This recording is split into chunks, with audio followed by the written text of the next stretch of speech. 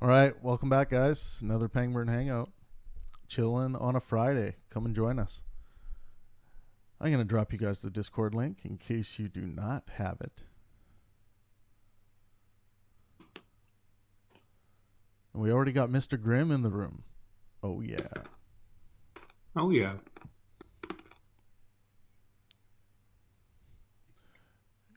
There we go.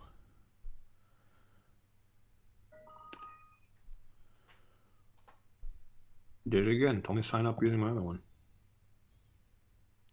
I can work it.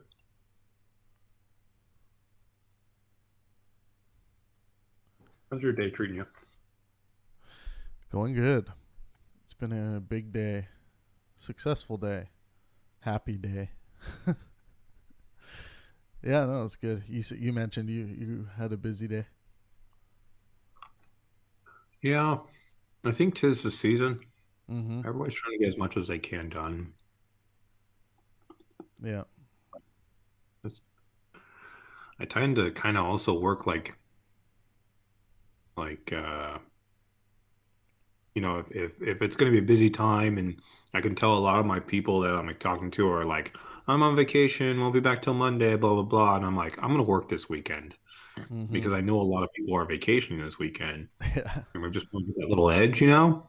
Yeah. Yeah. And I'm like, and then next weekend I can relax a little bit while everybody's busting their ass, and I go, haha, I got ahead of it, you didn't, right? Oh Yeah, fuck. man. Just gotta pass this link around. Hmm.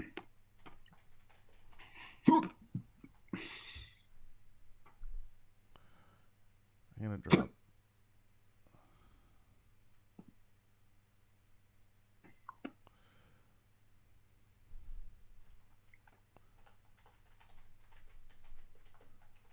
Damn it. That kind of didn't go the way I wanted it to. What happened? Oh, I grabbed this link.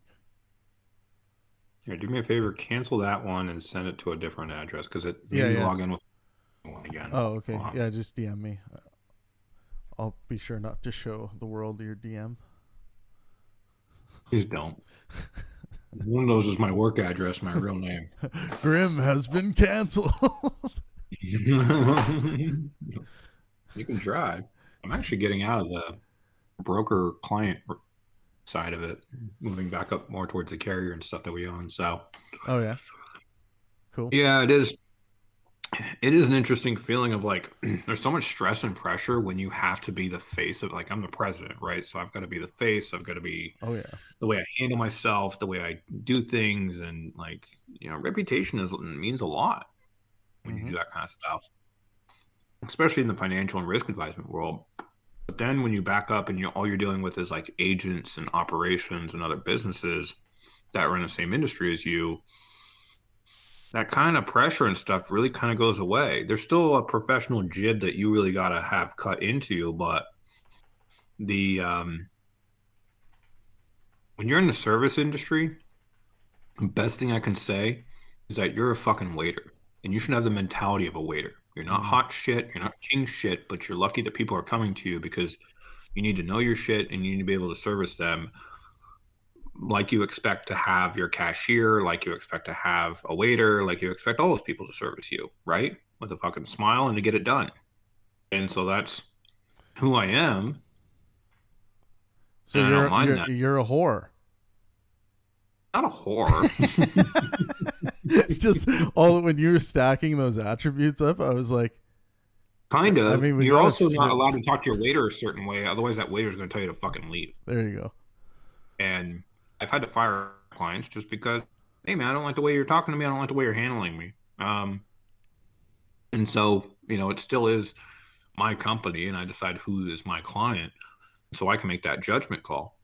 But the other side of it is when you step away from that, now your clientele is other people, and you got to kind of service them the same way, but it's a little bit different. Now you're like back house management dealing with vendors kind of stuff. It's a little bit more professional, less servicey. So that's is good because I don't gotta fucking dance to the tune Like I handle problems 24/7, man. Yeah. Email, texts, and phone calls. I'm on the hip. Anybody got a problem, they can just, hit me up. I got to handle it. Not anymore. Yeah.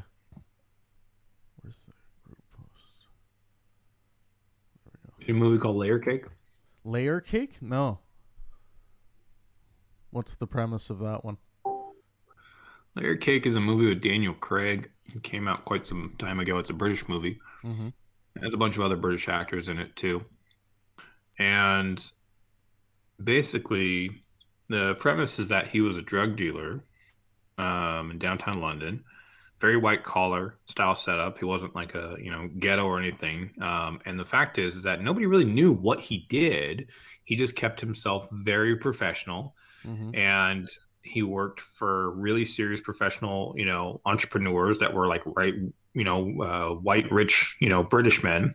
And so nobody really fit the drug dealer profile, right? He was a very middle management type of guy. He was a guy that actually received the product to cut it up and then ship it out to the other people. But he did it in a very smart way where he was never caught. The police never looked at him sideways. He was never put into situations. He was just very smart. Right.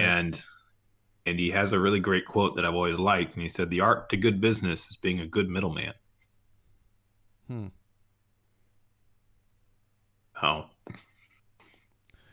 If you ever find yourself in that position, you don't client, you don't want to deal with at the top. You don't want to be the king. You want to be right there in the middle. You almost... So you have to decide, though, do you want to be Elon Musk or do you want to be in the middle? I definitely want to be in the middle. The king is the one that loses his head, and everyone wants the crown. So it is very hard to be that person unless you really want to be that person. And you have to be the visionary. You also have to be the goose that keeps on laying the eggs. Sure. So if you're a good middleman, everybody goes to you with problems knowing that you know somebody to handle it, and you make money by pretty much handing problems off or just knowing where to direct people. And nobody guns for you, and you actually become the expert in the room. And nobody goes to Elon Musk for how to get something done. They know that he can go to somebody or has teams of people to figure that kind of shit out.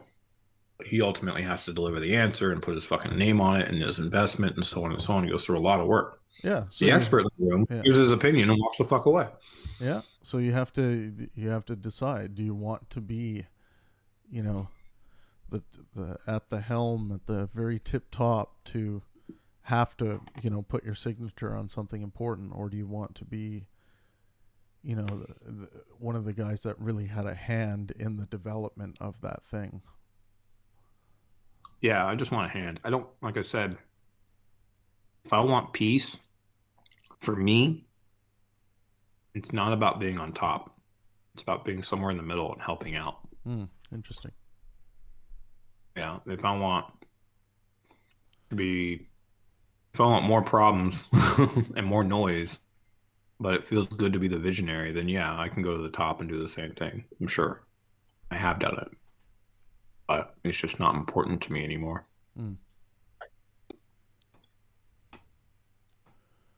So when it comes to your career, what is important to you at this point? If that's not important, then what is? Growth. Pure growth. So the fact that I'm switching myself into, I'm 5 years into my career. Give you an understanding. I help and educate people who have 20 years on me because I'm with a mentor that is one of the best in the world doing what he does. And the fact is that at this stage now he's saying, hey, you're at this very low level. We're actually going to start putting you in this high level where you see 40, 50, 60, 70-year-old men. And now I'm being brought into those rooms as a 30-something-year-old, and I'm going, holy shit! And these guys all got 20-year fucking careers, at least. Yeah. So for me, I look at that as fuck it. Like that's a huge growth ability. I thought I grew already, and I can live comfortably now, which I am. And I thought I could live comfortably like this for a while, but it's still kind of stressful being the face of something, being on the top of the pinnacle, the president of an operation, few operations. It's so much easier to be those guys, to be relaxed. And once you get into it, you'll have an easier life that direction. So I might as well start now. Even though I want to be comfortable, it pains me to go into that room and start learning what feels like square one. Like, yeah, you thought you knew everything? You know shit when you enter that room. Fuck me. So, Right. but I told him, I was like, I don't want to do it, but I know I have to. If I know I got to take care of future Grim, I have to do it. He's Mm. like, well, you don't have to. You can still run your show and do your thing, but you don't have to go with me into this room. And I'm like, I have to, man. I have to. Mm. I'm gonna fucking hate myself if I don't. Right. Interesting. Okay, I need to grab your email off here. You know what? I'll do that after. Yeah, no worries. Okay, cool. What up, You know, Dal? there's a paper you could do, just like you could send like a credit card or whatever. But Yeah. Dalsu. Dalsu. Yo, what's happening? Just chillaxing, man. Doing a little bit of radio, man. Oh yeah. Oh yeah. What do I want to do here? Oh yeah, I guess I can do that. I'm in a chess match right now. What's new today, Dal? What were you doing with your hands today? Today I'm taking a load of trash to the dump. Cool. If you must know. What you don't have to tell me the exact make and model. What kind of vehicle do you drive? I'll do it. I have a Ford Ranger. Oh, okay, cool. Little tiny guy. How about you, Grim? What do you drive around? I drive around like a Mazda van. Oh yeah. Better way. My wife wanted this. My wife wanted a minivan, but like a Zoomer, like Mazda, like a minivan. So we found this Mazda one. It's Mm-hmm. like it's just a screamer, man, but it fits 6 people. It's Yeah. got these little captain chairs. It's really nice, man. And it's a little hidden gemma, and I've never owned a Mazda before, so I was like, zoom, fuck it. Cool. Nice. Yeah. No. Right on. What about you? I have a Dodge Charger, black Dodge Charger. Oh, nice. Yeah. Those Yeah. are fun. They get squirrely. Yeah, they're a fun car. I like them. What's your dream car? Oh, that's a good question. You guys go first. How about you, Dal? What's your dream car? Horse and buggy? Oh, fuck. Your wife? I'm really wanting some Lamborghinis. No, I'm thinking. I've always had a thing for El Caminos for whatever reason. Oh yeah. I want like a old El Camino and then just to supercharge the shit. Yeah. That's cool. Yeah. How about you, Graham? What's your dream car or truck? The recently legally available to own in the United States 2006 Nissan Skyline GTR right side drive. Cool. And why that car specifically? When I was younger, we were always into street racing, and Yeah. then I found like the Skyline was like one of like the coolest cars ever. And being 6'2" or so, it was one of those things where I could actually fit in, one of those cars. Yeah. And then a game came out called Midnight Club. It was pretty fucking epic, made by Rockstar. That car was just a dream, right? Well, the funny thing is that car was actually illegal to own in the United States. And it's one of the most desired cars. So roughly that car, just being a little 96 Nissan, fucking street racing car, goes for about $250,000. Right. Because it's just ingenuity wise and drivability wise was one of it's an all-wheel drive as well. Oh yeah. It was one of the best cars out there when it came to the circuit. Mm. And Midnight Club just kind of spoke to me. Mm-hmm. So, do you know the story behind Midnight Club? No, I don't. So, Midnight Club was a club in Japan. It was a very high end, sophisticated club. It was started by a bunch of business owners, and what they would do is they would sell cars, really nice, decked out street racing cars, and they would say, "Oh, if you're interested in a car, whatever, meet up at the spot, and we'll make a deal." Once they got somebody interested, and they'd let them know, "Hey, we're actually part of a club." And what they did is they had a section of like these areas that they would street race. And back then, the Japanese had governors on cars that only went to about 110 miles per hour. Well, they'd obviously take the governors off and go race. But they got so fast and so coordinated and so organized to where they were extremely disciplined and extremely structured that the police actually left them alone as they raced at night. Mm. If you ever caught street racing or doing dangerous things or putting anybody's lives in danger, you were actually immediately banned out of the club. And you had to attend all the meetings, and things were done very structured, like I said, and organized. Right. Unfortunately, when they were doing a race down one of the highways that they had, there was some unexpected traffic. Apparently, there was an accident or something that caused traffic, and then unfortunately a driver was killed, and they caused a few more deaths with the street racing. And so right after that moment they shut it down, but it was named as like one of the beginners about how organized and clean street racing was, and they called it Midnight Club. So it's quite interesting. Yeah Wasn't just a bunch of fucks running around driving like idiots. That's cool. Yeah, very neat. Gotta practice discipline, Pangburn. Yeah, definitely. Discipline is important in life, I think. It's not just about getting what you desire all the time. Discipline should be, I would want it to be a pleasurable pursuit for everyone.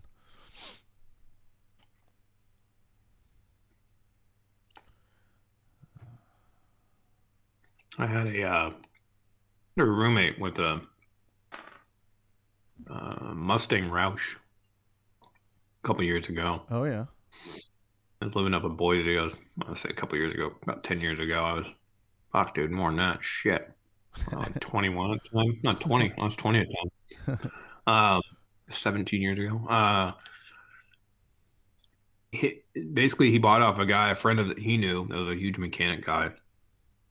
And this thing had no governor. I can't remember fucking how horsepower. It had so much horsepower. First gear was really useless. That kind of car.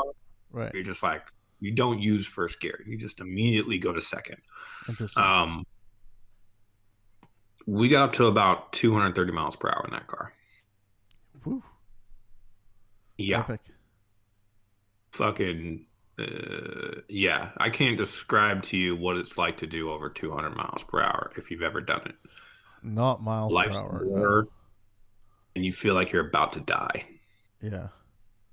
It's just the craziest thing ever. And that car held together like fucking nothing, man. Like it was like doing 60. And I was like, holy I've shit. never had the desire to go fast like that. Like, roller coasters are plenty enough for me, and they're not going near that fast. Roller coasters are like for me. It's like once I understand the concept and understand the feeling, it's like right. I can always remember it. I can always feel it again. It's like okay, whatever. I'm up high. I'm moving around. Right. Meh. Right. I have the ability to become cynical really quick. Yeah. Okay. I wonder if that's helpful. Like, I can be cynical if I want to, or I can enjoy the experience. Mm.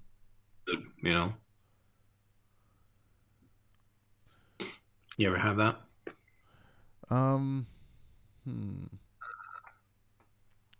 Like, I'm going to enjoy the experience. I could be cynical if I really want to. I feel like cynicism gets squashed pretty quickly in me now.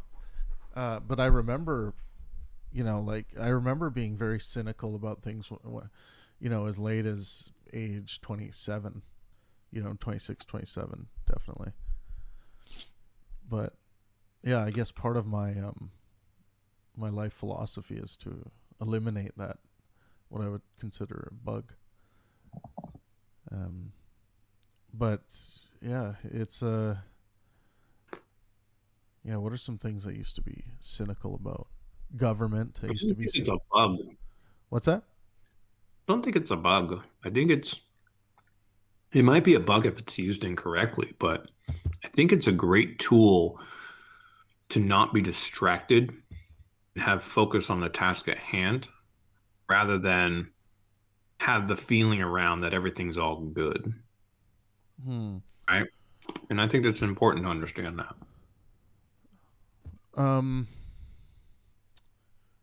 But that wouldn't be cynicism. Like, you don't need cynicism for that. Right. Like I said, I think cynicism is when that's being used incorrectly and people are just not enjoying the moment when there's nothing else to actually worry about. What about boredom? I feel like boredom is a phrase we could use in here somewhere. Where's the line between boredom and cynicism? Yeah, well, I think boredom itself is just a lack of inspiration. So, it's you need to look at the artistic and scientific inspiration meters and see, what the hell's going on here. Why is there no inspiration right now to be doing something that actually sparks some dopamine or something? Like, what's going on? So yeah, boredom I don't think is cynicism, but I think cynicism could maybe be born out of boredom.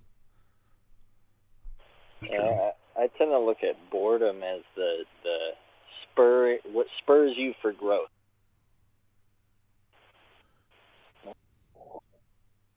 Where did I get lost? I disappeared. Oh. No, that's all right.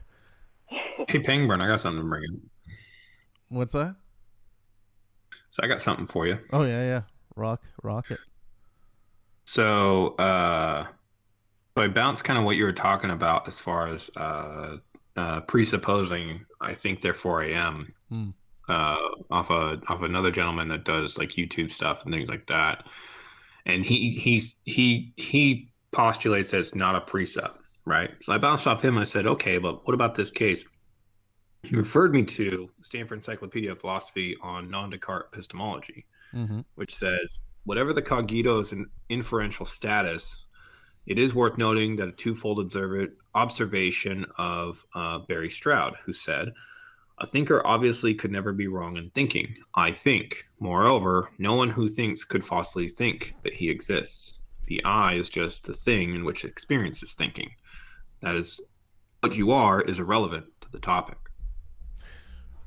Right, but it so if you use think, you have to try to understand what people mean when they make the statement I think, because if we use the the biological understanding of what thinking is,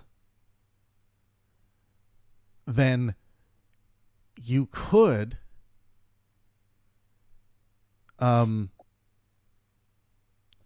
not know what you thought you thought.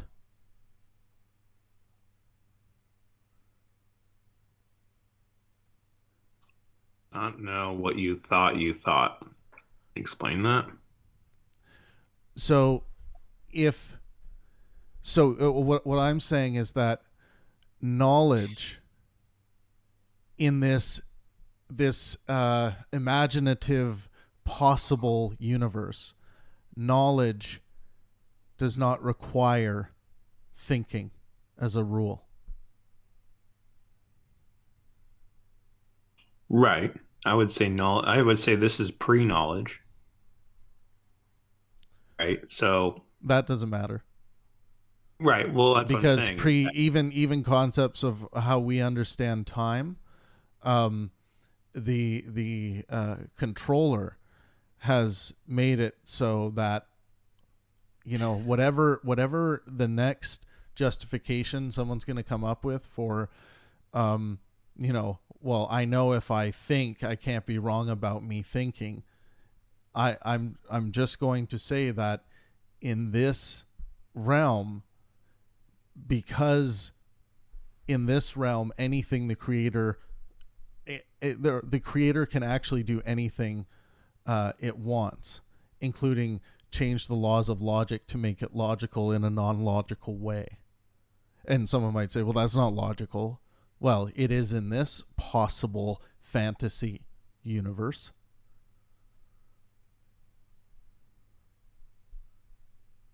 I mean, that's kind of what I was hitting him with. Yeah, because and look, it's not that it's that statement is insignificant, because I'm willing to buy it to however many 10 to the power as many nines as you want, all the way down the line, as much as you want.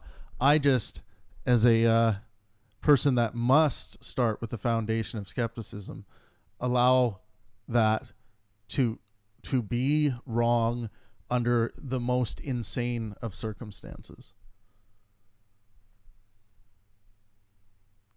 And I don't see any value from a skeptic perspective in trying to make that statement work when there are even potentially better statements that can be made to try to get at what Descartes was trying to say. He just didn't understand what thinking, and because we didn't have the technology, he didn't understand what thinking was. I just learned of a new one today, actually.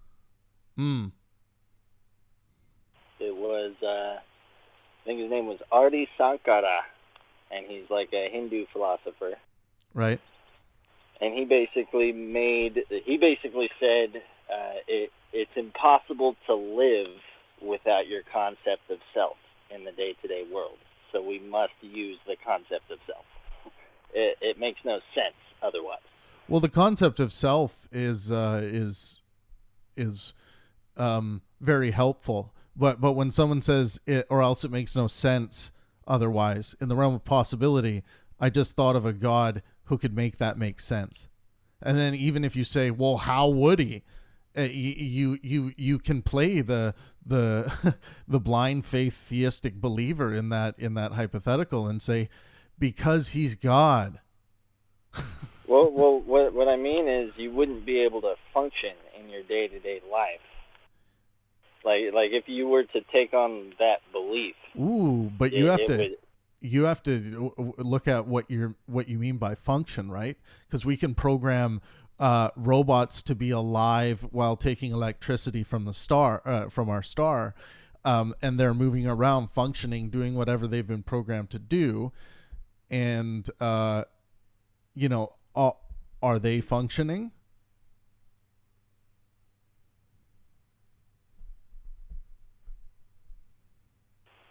What do you mean? I mean, I suppose function is a weird word, because I could say the main function of anything that exists is to exist. Right. And so that which doesn't exist is non-functioning.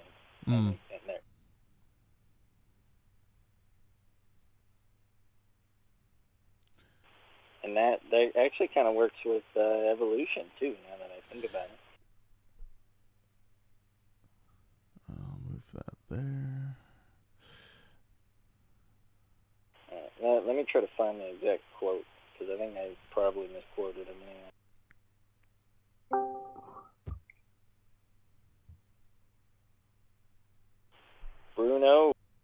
Bruno. Hey, man. What's up? Just chilling, brother. Just waiting for the pizza. Nice. Yeah. Pizza day. Hell yeah. Pizza day. Oh, pizza, Daddy. Pizza Daddy. They call me Pizza Daddy. That could be a good Did pizza so- company, Pizza Daddy. Did someone order a pizza?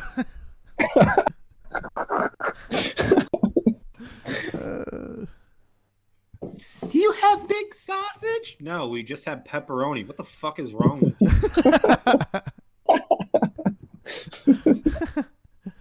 I really want big sausage. Remind me of that Vine that went around or whatever. It was like it's like a plumber guy and he's like working underneath the sink and there's this hot chick.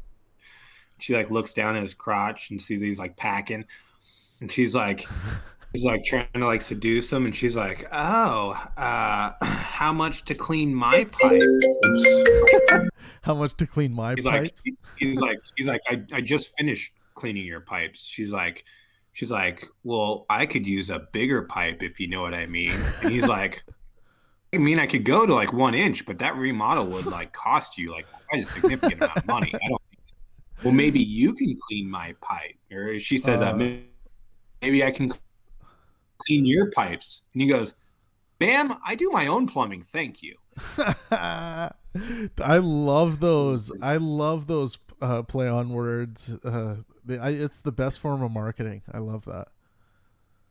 It's great. Well, it's just funny, like shut down like fucking thirsty bitches, because everyone's like, yeah, I'd be like to be in that situation, but then you'd be like, actually, that's probably not a healthy relationship that you need to be in at all.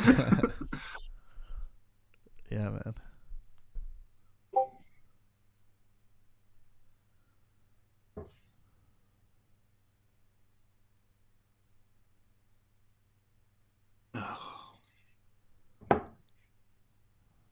It's like middle of the week, but it's Friday. At least nobody's bothering me, you know.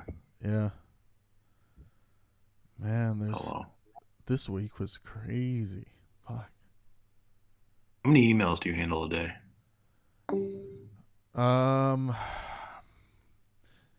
It depends. Like right now it's not too bad. Anywhere from like maybe 20 to 30. But when I'm doing live events, it'll be like 200 sometimes. Oof. Yeah. So a lot of stuff I'm not able to get to right away.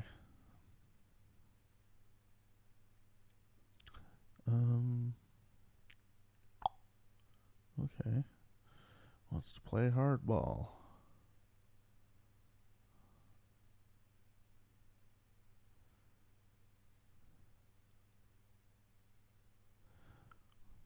Bruno, what's your dream car? Or first, what car do you drive now? And then what's your dream car? Bruno might be on the phone.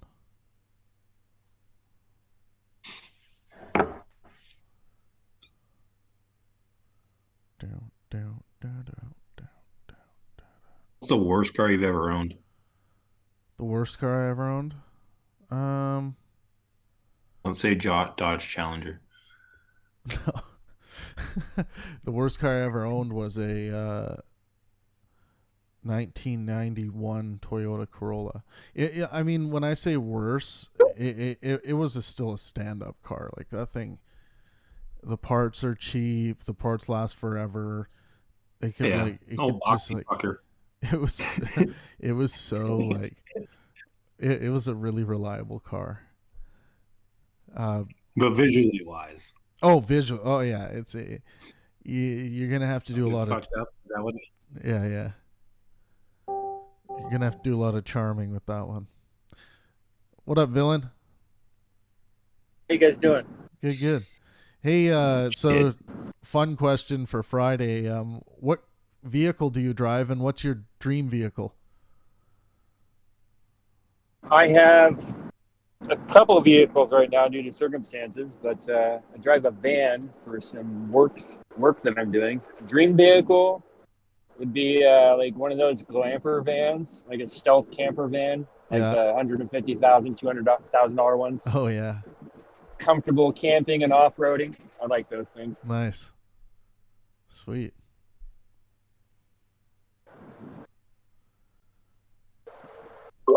Mine's a Mercedes S-Class dream vehicle, but I don't have a car at the moment. Cool. Yeah. Mercedes. What attracts you to Mercedes? Honestly, it's just the interior. I've looked Mm-hmm. at it. I sort of, me. I don't know if you do that. I sort of just go on and pretend like I'm gonna buy one. Oh yeah. Hell yeah. That's fun. It's fun, yeah. So the interior is really. I've looked at BMW, Audi. They don't just have the interior. The interior of Mercedes is really, sort of sweet. Yeah. Yeah. Cool. Nice. Shit, pizza. For fuck's sakes.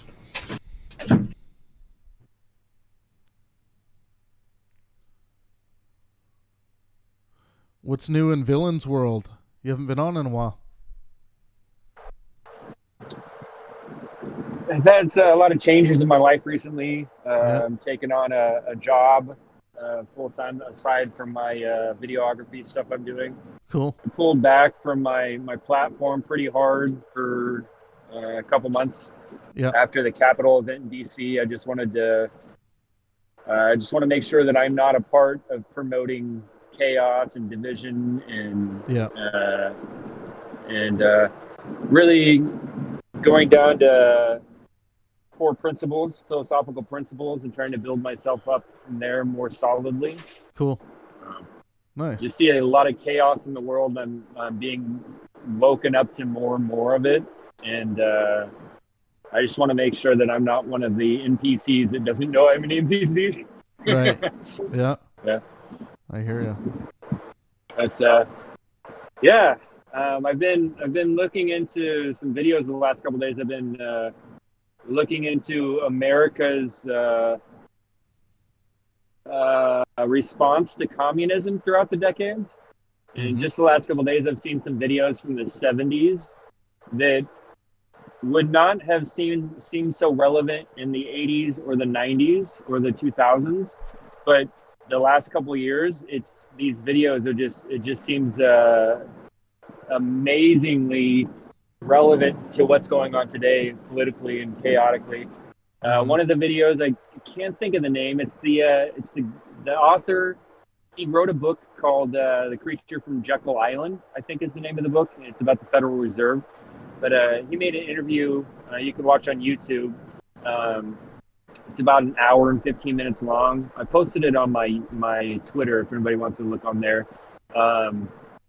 About the communist tactics of degenerating a society. But he also put out another video, a lecture that I watched, discussing the people on the right that err on the other way, that think communism is every source of every problem. But, right. Anyways, and then I watched Yuri Brezhnev, I think, one of the defectors from the Soviet Union. He was big in the, I think, news scene in the late 70s, 80s, I think. Okay. But anyways,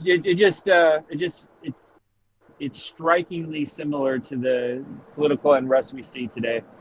Right. Huh.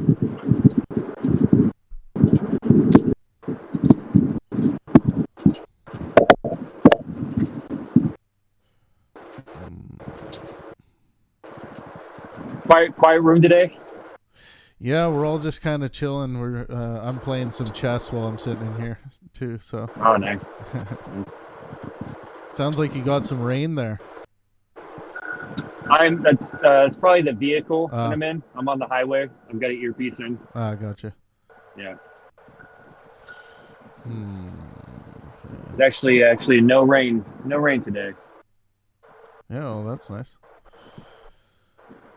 You're in British Columbia, right? I am, yeah.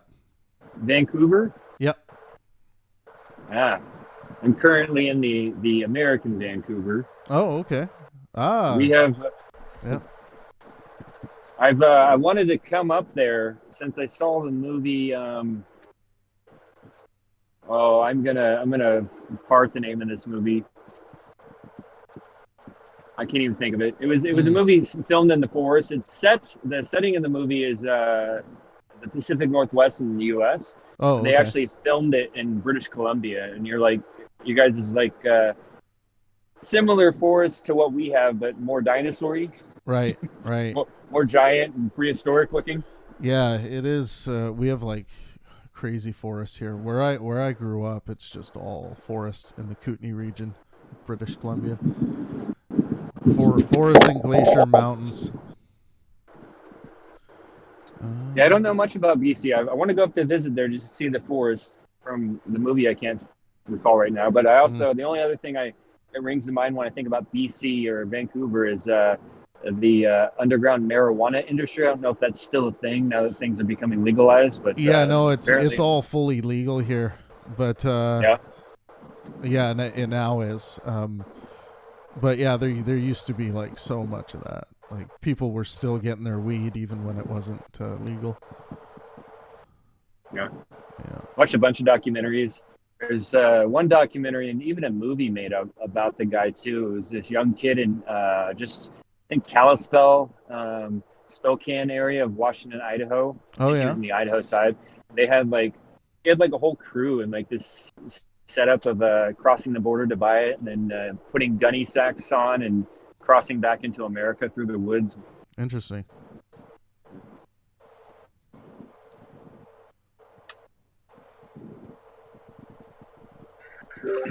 Twilight, that movie was called, right? Twilight? No, Twilight was actually filmed in the U.S. Just joking. This, Bunch of goth kids hanging out in the Northwest woods. yeah. Bunch of gothics. It's funny if a fucking bear just came along and ate their fucking face after through that shit. Just like, I'm so depressed, I'm in the woods. Oh, fucking bear! I will say I did not hate that movie. I hated it so bad. So I was in Bible college in Hawaii when this came out, and Yeah. I was just ignorant of it, never heard of it. And the whole Bible college, it says we're going to go see this vampire movie, and I had never heard of it. And they try to tell me that it's kind of, they described it as the new Lost Boys, and I love the movie Lost Boys. I'm like, yeah, let's go see this. Horrible comparison. Nothing like it's so. Set you up for failure on that one. Yeah. I am so. I can't even get in the movie. It's so ridiculous to me that I'm very, very aware of the audience at the theater watching the movie. Right. And then at one point I'm like it's so horrible to me that I like I'm getting ready to get up and leave, and I assume that once I stand up that most of the theater is going to walk out on this stupid movie. And then I mentioned to someone sitting next to me, I was like, I'm going to leave, I can't stand this. And like, what? This is the best movie ever. So I sat through the rest of it, and I was the only one that felt that way. Everybody else thought it was the most amazing movie they'd ever seen in their life. Someone said that was the most amazing movie. Oh wow. They were a all stretch. smitten by it. They did is the first one where they like glitter when they get into the sunlight and like they're glitter vampires. Yeah, When that happened, I was like, oh, okay, that's They all have like the glitter. Yeah, I think they all have the glitter look. yeah. I can't remember what the justification by the author was for that, but It was so the main character don't die in sunlight. what was that? It was so the main character didn't die in sunlight. Right. Yeah. Although I hear they were supposed to be fairies at first. Fucking came across it. a bunch of fairies. Oh yeah. I'll share this. Share. Concept of vampires came from, right? Buenos, come on. And on. You know? What's that? Where the concept of vampires even came from? Where? Sorry. Back in Eastern Europe. Oh, okay. Back in Eastern Europe, grave robbing became kind of a pretty hot thing, right? So we actually, a lot of stuff interesting kind of came out of grave robbing as far as how we bury our dead. Before then, it was just one of those things where it was very taboo to fucking dig up a dead body. And innately there was issues also just because disease-wise, what people had to deal with. So they thought if you dig up a dead body, you're going to get these diseases, you're going to die. They had no concept of diseases, so I thought it was like spirits and things like that. Right. Oh, along came this concept of using certain herbs and things like that. In fact, it's a product I use a lot called Thieves, which is kind of interesting. It's amalgamy of herbs and stuff like that. It's antifungal and is a sanitary thing. It's actually been approved by a lot of countries as a sanitation thing, but it's called Thieves because they would wash their hands in it and then they'd grave rob. When they start to discover that these grave robbers would dig up these bodies, okay, rob what they need, and then bury the dirt back over. And so now people would investigate why there was fresh dirt on these bodies. And they noticed that it was very taboo by the time to dig bodies up, but they noticed that the only thing that made sense is that obviously the person came back alive and dug themselves out.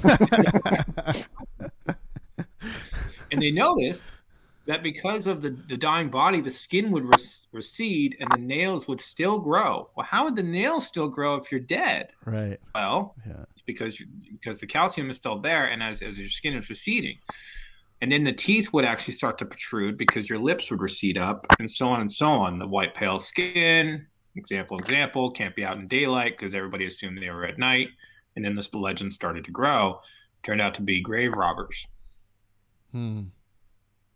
Actually, Vlad the Impaler. Rip, huh? Say that again, Bruno. There's a man called Vlad the Yeah. Impaler. Yeah. I can't hear Bruno. You can't hear me? Yeah, you're just cutting out a bit. What about now? No, I can't even hear him. Yeah, I think you're okay now. Sweet. Oh, yeah, there was a guy called Vlad the Impaler, and he was I thought that's where the vampire sort of thing came from. Well, here I'll give you guys the real origins from history.com here. I'll post this in the history text channel. Now I'm getting feedback from someone. Oh, there we go. Yeah, I'll post in the history thing. I'm curious how spot on I was. Vampires are evil mythological beings who roam the world at night searching for people whose blood, yada, yada, yada. They may be the best known classical monsters of all. Most people associate vampires with Count Dracula, the legendary blood-sucking subject of Bram Stoker's epic novel. Dracula was published in 1897. So what is vampire? So Vlad, okay, yeah, here's the mention of Vlad. It's thought Bram's Stoker named Count Dracula after Vlad Dracula, also known as Vlad the Impaler. Vlad Dracula was born in Transylvania, Romania. He ruled Wallachia, Romania, off and on from 1456 to 1462.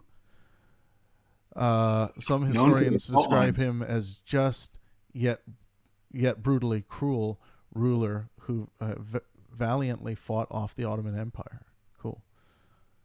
And he, according to legend, he enjoyed dining amidst his dying victims and dipping his bread in their blood. Ugh. Reminds me of Oh, interesting. But according to Dracula expert Elizabeth Miller, Stoker didn't base Count Dracula's life on Vlad Dracula. Did you say Dracula? What's that? You say a Dracula expert. This exists. I'm reading this from. That's funny that history did that. Yeah, that's Dracula, not so much the myth of vampires. Well, Vlad actually had. Go ahead. I was going to say I don't know exactly where the vampiric mindset, whether Bram Stoker or not, met the idea of Vlad or whether he used Vlad or not. But Vlad was known because of him losing his mind. He worked in the salt mines, which was how Wallachia actually got its famed wealth, and why he had to fight off armies, because they had very high producing salt mines at the time. And he worked down there at a young age, and he saw a lot of brutal things happen. And so when he became ruler, it was arguably that people just didn't he wasn't a good conversator to get along with. And so if you insulted him or insulted his people, he was known for putting your fucking head on a spike. He would impale you through the anus and then slowly watch you kind of wriggle and fight down as he dined at the table with you. And then he would put you out there in a field to basically just like die for the rest of your time. But these people would be dying the whole time and wailing as he was just simply eating his food for insulting them. Wow. Kinky. It was very kinky. What was interesting is that he treated his people with the utmost respect. And I think I talked a story about this before. It was known that he put a gold chalice in the center square where anybody could take the gold chalice and dip down and grab a scoop of water and drink what it's like to be royalty, which was a rare thing at the time, right? Back then, you never got to drink out of a gold chalice. It just was unheard of. But he gave that opportunity to people to do that. And everybody left the gold chalice alone because they knew that if they took it and word got out, they'd fucking be impaled.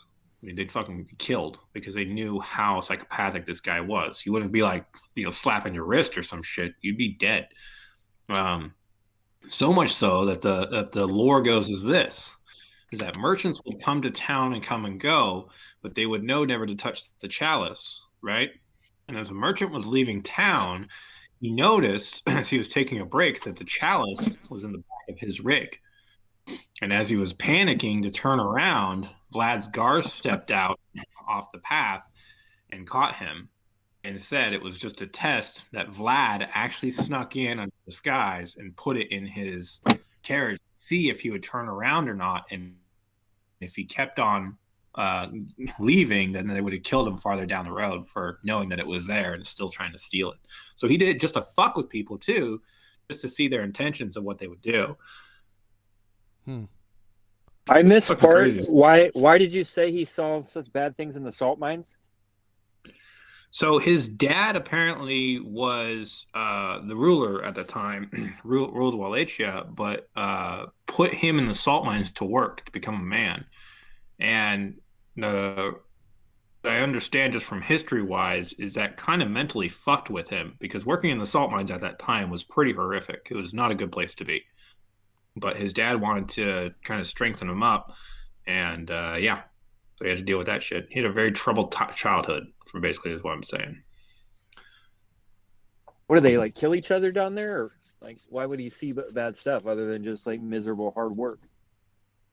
Well, it's not just like, I mean, imagine not just like the workers' rights and stuff like that, but imagine basically being in that type of darkness and having people that have lost their minds because they're just down there for so long because they need to make a penny. And this is how, this young child is basically seeing the world, is through these people talking to him that have, clearly lost their mind and values because they were working in salt mines for quite some time. And at the workers' conditions, that kind of stuff mentally has breaks, for your mind. It's not like working in a coal mine in 1950s where you actually have like workers' rights and everything's fine. Like, people sometimes were punished and had to go work in the salt mines. They just weren't good people, and they slowly lose their minds down there. That's where they claim that he kind of lost his a little bit in the salt mines. I said to Peter, won't you call me, 'cause I don't know, I owe my soul to the company store. You guys know that old tune? Mm-hmm. Racist. I heard there's similar like connection between like seeing like really brutal, horrible things in childhood with Richard Ramirez, the Night Stalker. Like he'd seen like someone blow his brains out, like a family member blow his brains out in front of him when he was like 12, I think, or 11 or 12. I could be wrong. And they were just he was just around constant, like just non meaningless violence. unnecessary violence a lot when he was a kid. Most unnecessary. Most unnatural. I've got a question, a thought that I've been ruminating on recently. The adrenochrome thing. So I'm meeting like all these conservatives that like strongly believe that there is literal people, elites in high places, like with a network of child abuse that snatch kids, and there's tunnels, and they torture these children and extract their blood and get this adrenochrome out of horrified children's blood, and they drink it. And I talk to these people, and I'll say that I don't throw ideas or thoughts or beliefs out the window. I don't discard them until I have solid evidence to have a foundation that it's not true. So stuff like this or Q that just seems nonsense to me, I just kind of put it off to the side. I'm like, well, I don't have any evidence for that being true. Talk to a lot of Q people in all the videos I've been doing the last year. And I'd always tell them, like, well, give me the evidence. I'll give you a chance. Just give me the evidence. And they always give me rabbit holes. But I never cared enough or never intrigued me enough to go into it so much to where I'd find the solid evidence as to just say, I don't just feel that this is nonsense, but I know that this is nonsense. So I don't cast ideas off until I know that they're nonsense. But with that being said, this seems like utter nonsense to me, but I'm not going to go out around preaching against it because I haven't had the inclination to dig down and know why it's nonsense. You just right. See it that way. Anyways, I'm more curious. I'm curious about the belief, but I'm also like the idea of it, and I'm also curious more so, I guess, about people that hold the belief and like why, like right. They don't seem to need any evidence for it. Right. Well, it's rooted in fact, even though it's the branches of that tree are completely seem like BS, right? There is stem cell therapy, right, where people take embryonic stem cells and actually grow them into the tissue that you want. So that's not. Yeah. So that's not that. I mean, you take that and you just add a little scary LSD twist to it, and you got it. Yeah, and I get the association you're making there too. I float those associations around in my mind too, like the fairy tales, like Sleeping Beauty. It talks about like getting the youth, the livelihood of the youth, and there's veins of this kind of thinking throughout different cultures and different time periods. But I mean, adrenochrome's a very, very, very specific, finite set of claims, and it's just And I talk to these people, and they function in the real world. They work a job, they keep the finances, they keep relationships, and then they believe in the adrenochrome elites. Mm-hmm. So yeah, it's when people are going around starting with an idea and trying to like draw lines to their idea, that's cynicism and conspiratorial thinking. Now, if they were to start with like some evidence, like say, oh, okay, you see a lot of evidence that Jeffrey Epstein was, engaging with underage girls, as well as potentially hooking some guys up with underage girls. There's some evidence of that, but it all has to be flushed out. But then, so we have evidence of that, and what does that mean? Is that proof positive that there is an organized something beyond a small group of people that's doing this criminal activity? Well, that's not proof of that at all. Some people might say, well, that's evident. It might be, but in the realm of plausibility, it isn't proof for that exact thing. So people should just make claims that they can demonstrate.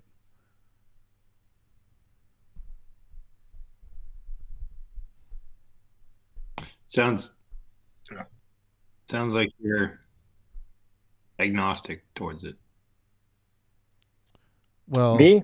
Whether you're right or wrong. Agnostic talking- towards adrenochrome? who is?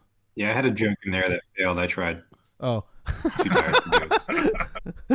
I think I Well, So- adrenochrome I is a see- pretty spectacular claim. It deserves some spectacular evidence, right? Well, yeah, I have a problem with Carl Sagan. It's one thing I kind of don't like when people quote that, just because like something very extraordinary might be explained simply by a re-look and a re-understanding of very simplistic evidence. So it's a fun claim to throw around, but it's, people shouldn't throw it around. Absolutely, definitely, because that's not it actually, it's weird. What Carl Sagan is getting at when he's saying that, but on the surface, I think it's not skepticism.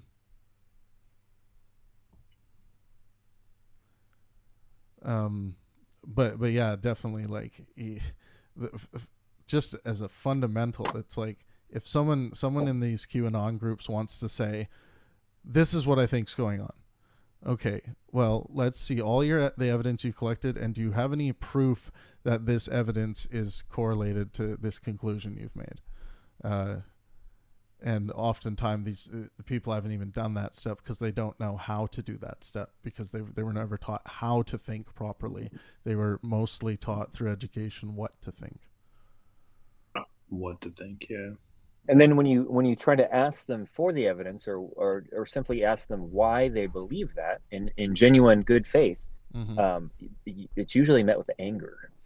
Yeah, so I do this once in a while, like I'll go into these QAnon groups and I'll say simple things like they'll start with a post of just a post of Tom Hanks, and then they'll start talking about how Tom Hanks is a confirmed pedophile and say things like that, and which is just asinine. He hasn't been charged with anything like that, and there is absolutely no evidence of him being a pedophile. So it's like, and you go in there, and if you say something like, well, shouldn't we, before we throw this guy under the bus, shouldn't we, have some proof to demonstrate our claims of him being this thing? And yeah, people just get angry. And when I see that anger, I just think, that cynicism coming out.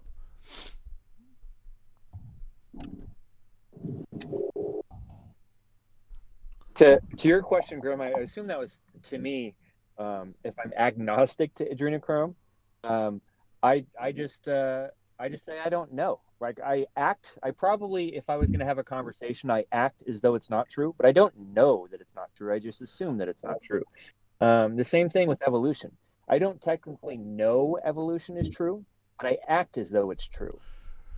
So I don't have the master's level understanding of evolutionary science, but I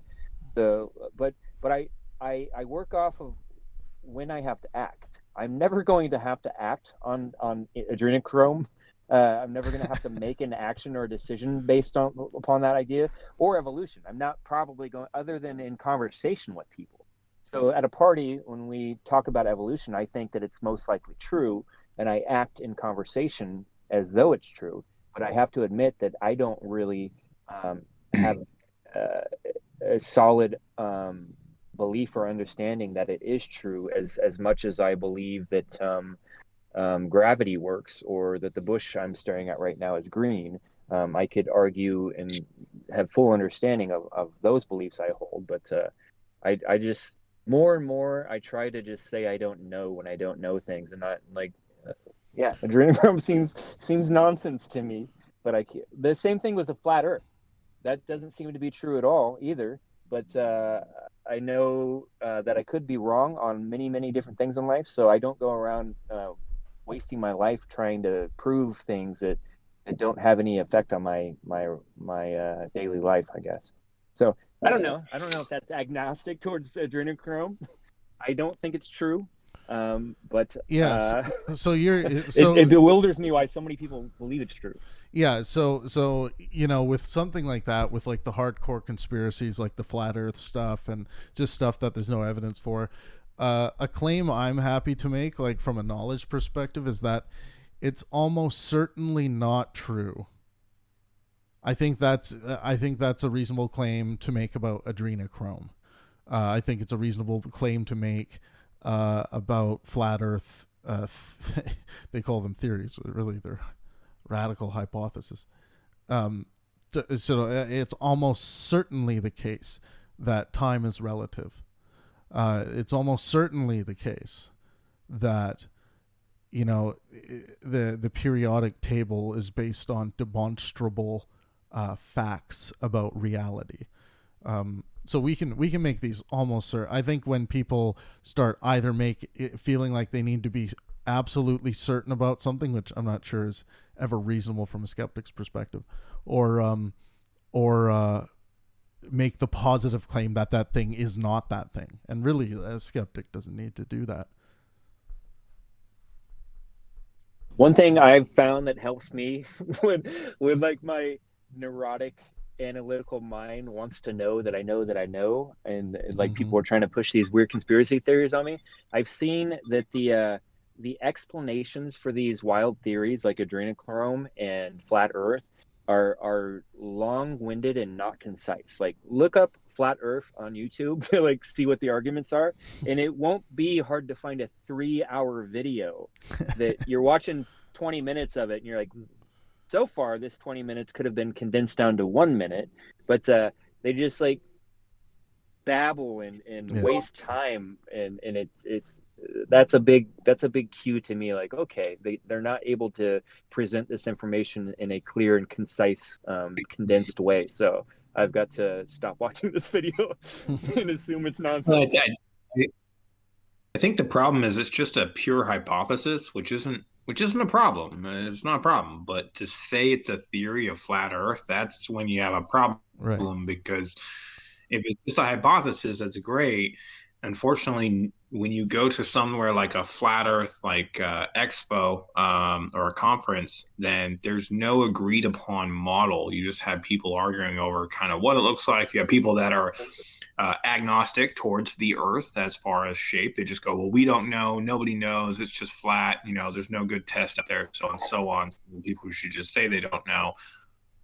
You go to like, you know, fucking science lab, and they can give you the same, you know, kind of understanding of or the Earth shape and the degree and all that, and they're consistent, right, through all the universities and through how they're maybe and through the, you know, aviation industries and things like that. They're all consistent.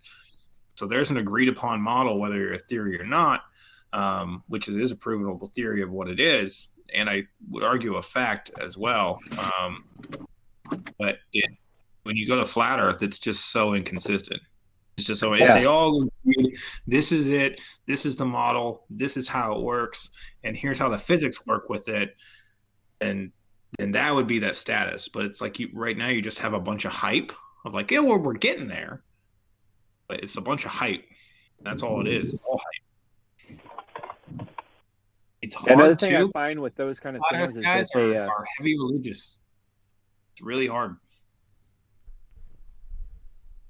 I find that there's another red flag on wasting time in pursuits of intellectual or ideas or thoughts, theories, or that kind of thing, is that when you're talking to someone or watching a video, and is the conversation or lecture leading towards clarity, or is it creating more ambiguity? Like a lot of the flat Earth stuff pokes holes in things, and they're like, what about we can see the skyscrapers on the other side of Lake Michigan, like what about the plane flights, all the plane flights can be laid out on a flat Earth map, and they make sense. They never fly in over certain parts of the world, and they create doubt all over the place. And you're like, okay, that's an interesting question. Yeah, that's an interesting question. But all it does is create more unclarity. Yeah. And sometimes you can tell if you look for that when you're talking to people. Like, people will genuinely create clarity in their speech, or they'll create more unclarity when they're talking. That was actually, in fact, Travis, I think it who is it? The guy that kind of became the face of flat Earth was Mark Sargent. Oh yeah. And he based his findings off of, I believe it's Vancouver, looking over into Seattle.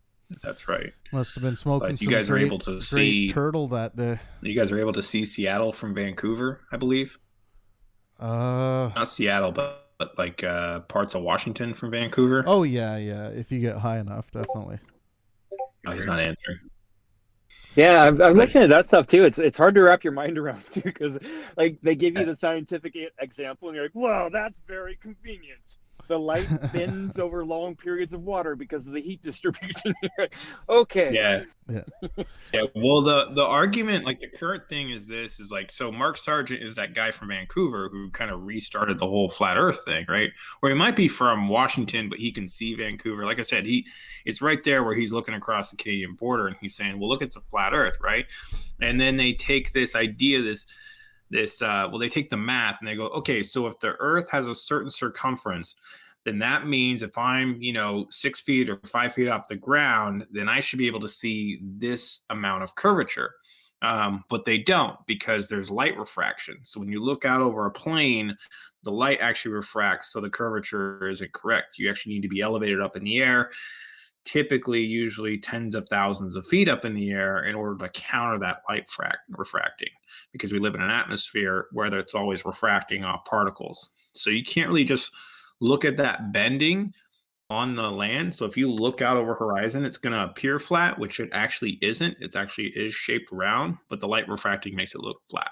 So it's an optical illusion. And this is basically the hinge of flat Earth. It was weird because that same experiment is one of the things that scientists declared the Earth was round by. The guy in the river, that long channel, I can't think of his name or whatever, but he had a little canoe or a boat and a flag like a mile apart or something, and you could show with the level that the Earth curved. Yeah. So he could see the curvature of the Earth by doing that experiment. Yeah, so the easy thing is that you can literally take a laser or something like that, right, and cross over a flat plane, and then you can shine it and then say, okay, so if I take this 10-foot tall poster, right, and I shine a laser here, and then we go and we take this poster and we march out like 2 fucking miles or so, right, or even just like a mile, and then you shoot that laser again, it should hit the target. It's a flat Earth, right? And we've surveyed the land. There's no, it's the same elevation, so on and so on. Well, no, in fact, the laser ends up being quite higher than usually that target. And that still somehow isn't proof of a round Earth. And I don't know why. Usually you just get huge deniers. They start making up a bunch of weird shit about like, well, no, it's a slight reflection with thing. It's like, no, like we've already constituted this. So they take flat earthers out and they still deny, even through that experiment, they still deny that being a possibility, which has nothing to do with sun shadows, rotations, heliocentric models. It's just clearly the Earth has gone down over a mile radius. Clearly it's curved, right? Not only is it curved, if you actually measure where the laser is, it actually gives you the circumference radius of the planet. So, or the degree it would be of the planet. So it's hard to convince somebody that is ready to be convinced, but then you show them empirical evidence and they just don't see it, man. It's crazy. It's quite crazy. Yeah, I can't think of an example off the top of my head. I don't know if it exists, but usually flat earthers are like very, very fundamentalist Christians, like 6,000-year-old man created in its current form, dinosaurs and men together, that kind of stuff. And so I think the flat Earth allows them to hold on to that kind of stuff when there's so much stuff saying that their belief system is maybe a little bit askew. Yeah, it's definitely a hard time, and I think it's those. I mean, they're trying to make money off it too, which is just kind of failing because obviously if you're going to build a community around it, you're going to see if you can make some money off it. But yeah, I don't know. The recent story I heard, there's a guy named Nathan Thompson who took a bunch of flat earthers, and they're doing a flat earth tour. They said they're still doing that right now. And so they're doing this flat earth tour. And so they got a bunch of donation money to go rent out a venue during the tour. And they got like an RV or something like that. And they rented an RV. They get out to like Alabama. It's like 4 or 5 of these guys. The RV breaks down. Nathan has all the money for this venue or whatever, and he ends up leaving him. He ends up fucking going back home and taking the money with them and leaving them stranded. You know, to the point where they even couldn't do the venue anymore. I mean, this is how well together this group is that's pushing this kind of flat earth. And this is the group that has put on the expos and so on and so on. So there's flat earth expos. Yeah, oh yeah, and it's falling apart. And then he was recently, I think, arrested because he was approaching kids from school and giving them flyers and talking to them at Flat Earth because he wanted to approach kids at young schools, like elementary schools and things like that, and start teaching them Flat Earth so that he can start to get the kids to, understand it. But it just came off as like, an older gentleman approaching kids at a middle school, which wasn't really appropriate. Not appropriate, but why was he arrested? Because he was approaching kids at a middle school after being told to stop. And then he actually ended up, I believe, followed one kid home to where the dad had to call the police because he was harassing the kid. Creepy. Yeah, very creepy. Mentally not of sound on that statement. I've seen debates of these people and all that, and the whole time I'm not trying to figure out flat earth. Like, that's not why I'm trying to watch this shit. I'm just super intrigued with the mentality, right? The mentality of, like, you can't trust those people's math. Gotta trust my math. I can't trust a word of those people, but then at the same time, I'm going to trust a bunch of other stuff that's happening. So it's just this huge cognitive dissonance. And then like during the debate, it'd be like the most clear, sound, concise argument. And this person is still refusing to concede or still refusing to steel man the other person and then refute that steel man argument. And then it's just becoming somebody who is mentally not capable of understanding, for however long the debate lasts. And I think we've all seen that, but there's just something mentally that stops those people from that. It's a dogmatic understanding of the earth being flat, and you just can't convince them. You always think, okay, well, fuck it, I'm gonna strap you to a fucking balloon and shoot your ass 80,000 feet up in the air, right? And even if you did that, they'll probably still have an excuse of why they think that was a huge trick or something of that nature. That's where you see these dogmatic understandings on flat earth conferences. And I've had some people actually go to those flat earth conferences, and I asked them, I said, did you get one convincing argument that made you go research it? And they go, fuck no. They just believe because they believe because they believe. I did not know those things existed. I'm going to go find one and go interview people there. That sounds really fun. There was a Netflix documentary that came out that got really. I watched it. It was just really popular because, it's one of the first times people actually got to understand, like, the fundamental thinking of this. And a bunch of the famous, like, flat earth debaters got together and they said, there's this device. I can't remember exactly what I'm just going to call it the flux capacitor because I have no idea really what the fuck it was called. But it basically, if the device performed in a certain way, it would prove to them that the earth was round. But to get the device cost like $10,000 to actually like get it and set it up and do it right. Well, they fucking got it. And they were at a flat earth expo, and it was like after hours after the expo's done. And then they set up the device and they ran the test, and it showed them that the fucking earth was round. This fucking flux capacitor weird thing. And they still denied it. They still thought it was broken in some way.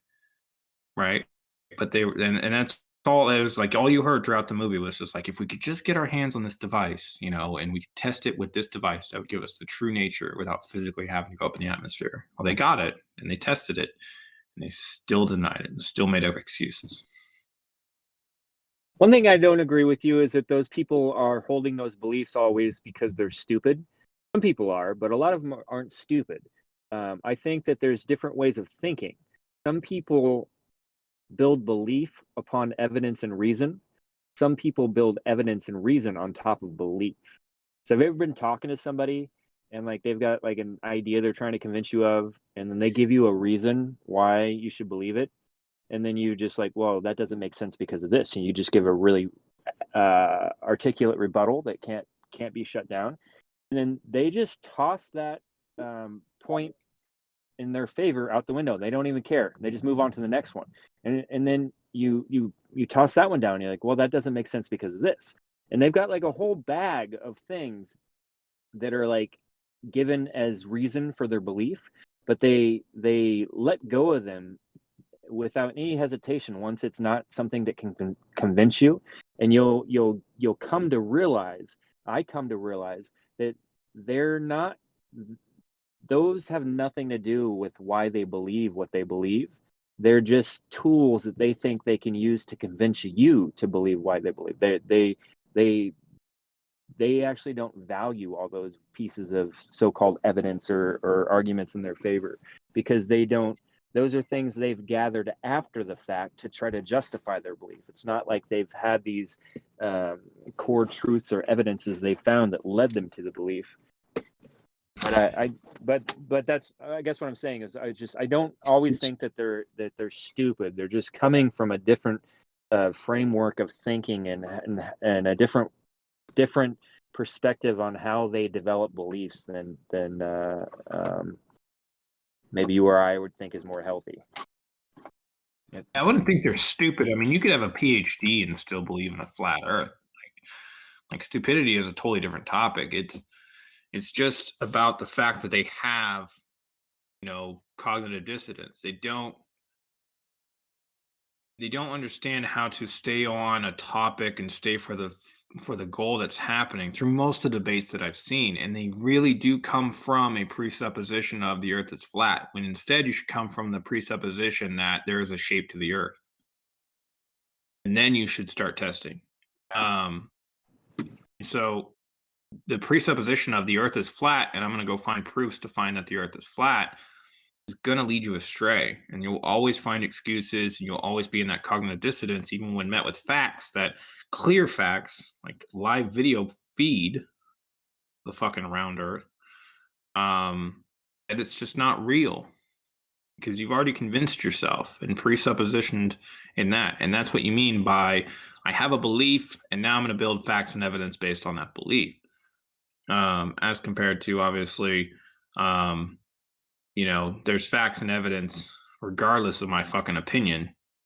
And now I need to start forming my opinion around the facts and evidence, which you can constitute as belief for sure. Travis, you should have an interview on your platform with like the best flat Earth proponent there is. But one thing I'd like to see is to most people that I've seen interview these people, like I was really excited to see Stefan Molyneux interview one time years ago, and he also did the same thing with a fundamental 6,000-year-old Earth Christian, but younger creationist. Yeah. He stopped debating them really, really quickly into the thing and just started mocking them and heckling them. And I was disappointed in that because, like I said, I enjoy building the framework as to having the articulate understanding of why something is not true, not just going with the intuition of it not being true. But anyways, that'd be an interesting Pangburn versus the flat earther. I can pull one in here if you want. I've got to get off here in a minute, though. You've got flat Earth contacts. Yeah, you want me to get a flat Earth contact in here for you, Pangburn? I don't know if he's in here right now. He likes to host a podcast and then he likes to dip out and smoke a bowl. I noticed his the YouTube video that was live earlier is missing right now. I don't know if that means it's uploading. I don't know.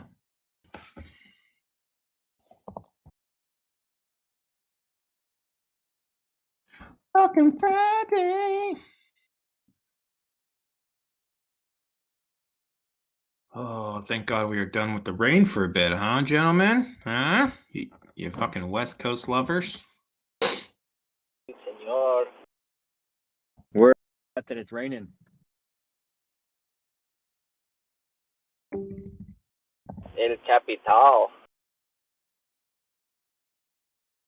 Amigo. I got to get off here. I got to get to my errands. You guys have a good night. Fun conversation about the crazy theories. Good. All right, see you, villain. Bye. Flat earthers legitimately don't use reason. They're not rationalists. They only use sense perception to figure out.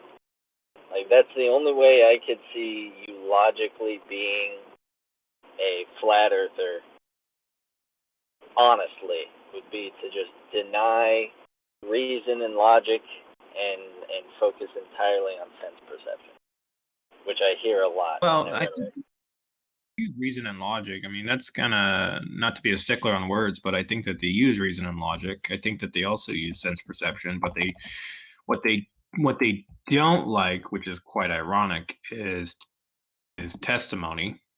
Yet most of them are heavily religious, based off a book that has nothing to do with testimony. I mean, that has everything to do with testimony. So that's kind of ironic.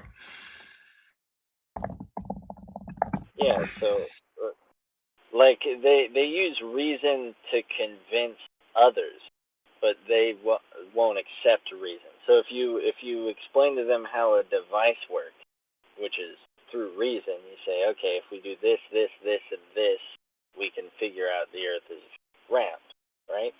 And they'll agree to that. But then once you show that to them, it's almost like epistemologically they can't accept logical answers, or logic-based, I should say, answers to it. They can only, or reason-based answers to it. They can only accept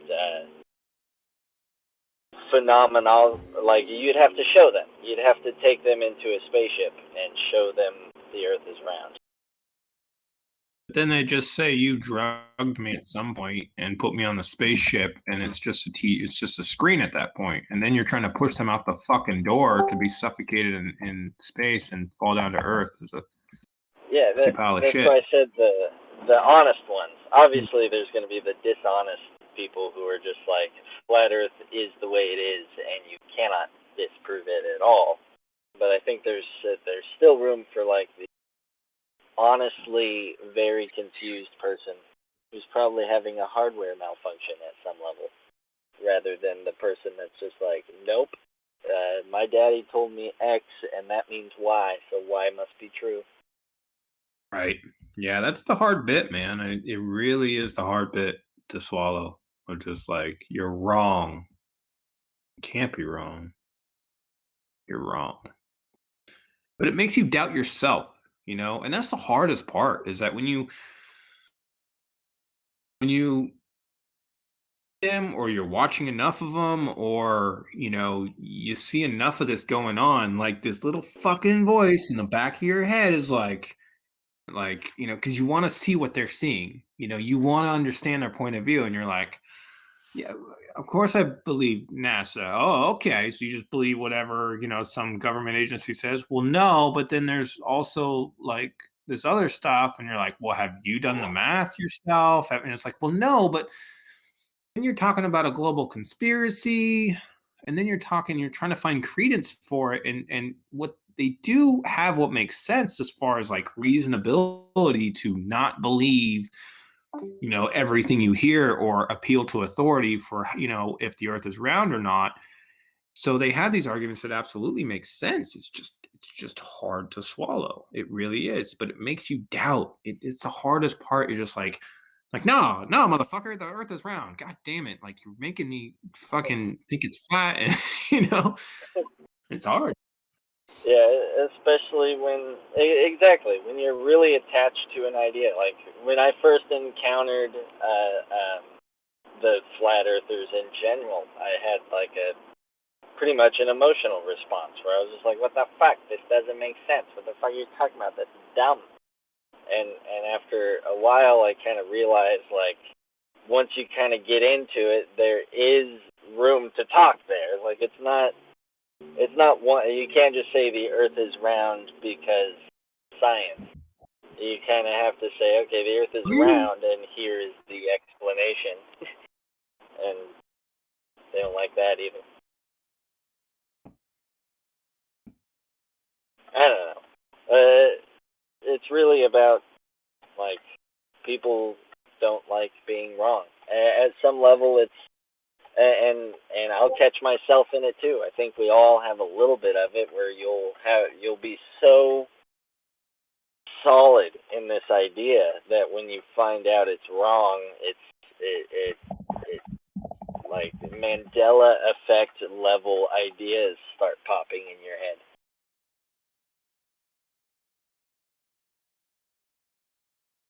It is hard. It's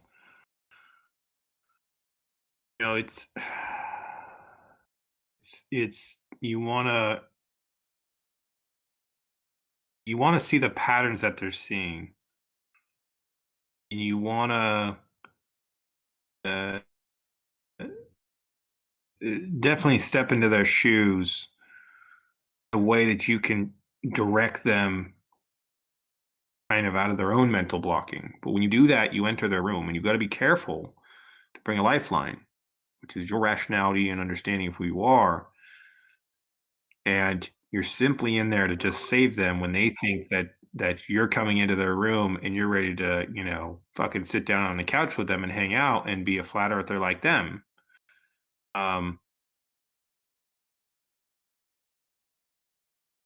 Yeah, you just got to remember where the door is when you talk to them.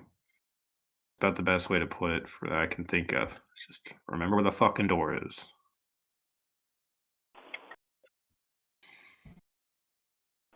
Definitely. I mean, that's you always got to have your own base of some sort. And if you're going to be honest about it, it should be something more than X's. That, like, it should be more than a presupposition or a definitional thing. But at some level, you always reach that. So you should basically try to have as little of those as possible. And I mean, I forgot what my overall point was. But people tend not to care about that. I don't know. I don't remember what I was going to say exactly. The rain is hitting again now. It's raining here. Yeah, I see it. It's starting to come up again. Might be roboting too. I'm roboting?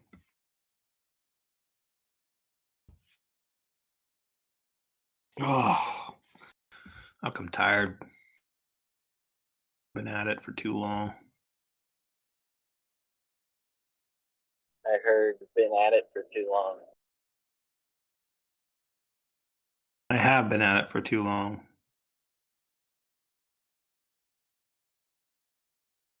Flat earthers or just in general? Just working today. I heard the best thing you can do is take breaks every 90 minutes.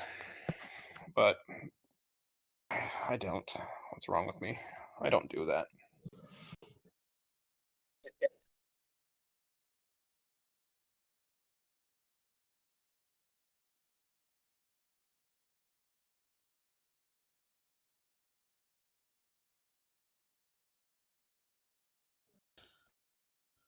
Where'd the Pangburn go? Hello? Okay. Is my mic up my butt or is it next to my face? Oh, you're good. Cool. Oh, you're good. He probably lost his pet game and is all upset, sulking. Yeah.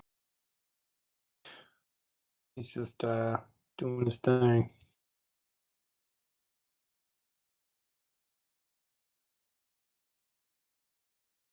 I don't like this anything is possible thing. been trying to think of a way to argue against it.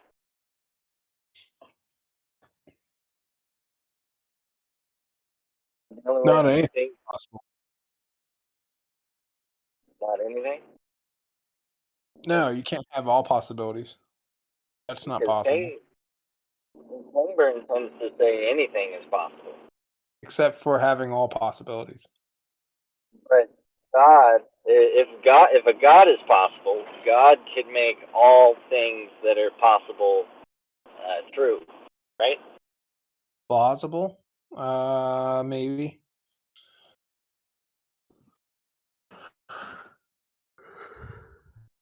But I agree with you. I don't think all things are possible. At least like it's not possible that nothing was ever possible, right? Because if nothing was ever possible, then we wouldn't be able to have this conversation.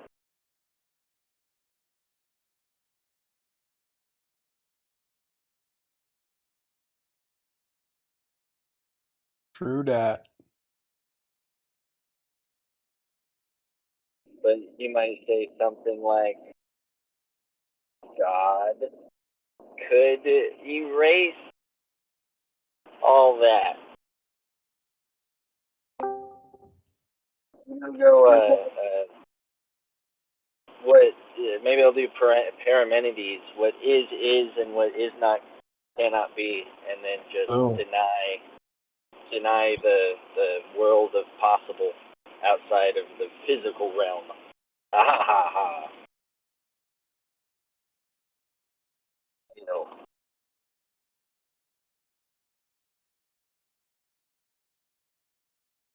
Oh. Huh. I'm driving. Parmenides? Yeah, Paramenides. Never heard of that.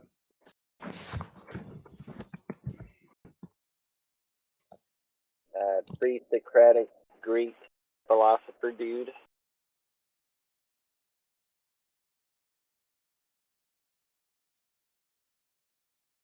I believe another one of his things was that change doesn't happen. There is no change. Change is an illusion.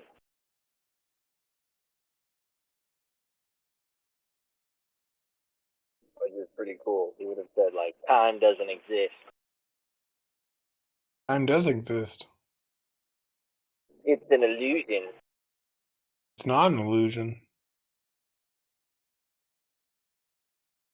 Why not? Parmenides says so. I don't care what he says. He doesn't understand how time expands because he's sounds like a Greek philosopher. Well, what about the block universe theory? What's the other one? The more theoretical one, which would be Garrett Leacy's eighth Lie group, like eighth dimensional shape that would contain within it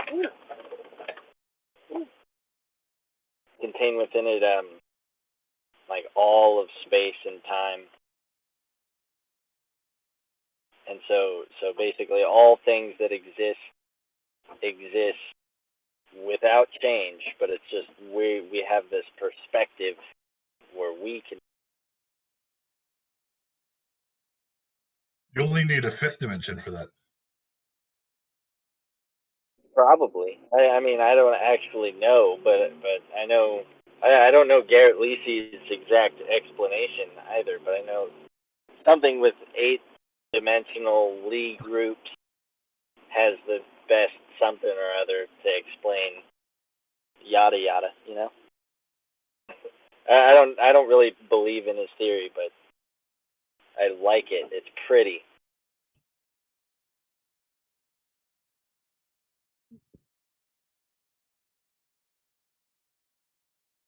I think it's kind of related to Eric Weinstein's geometric unity thing somewhat too.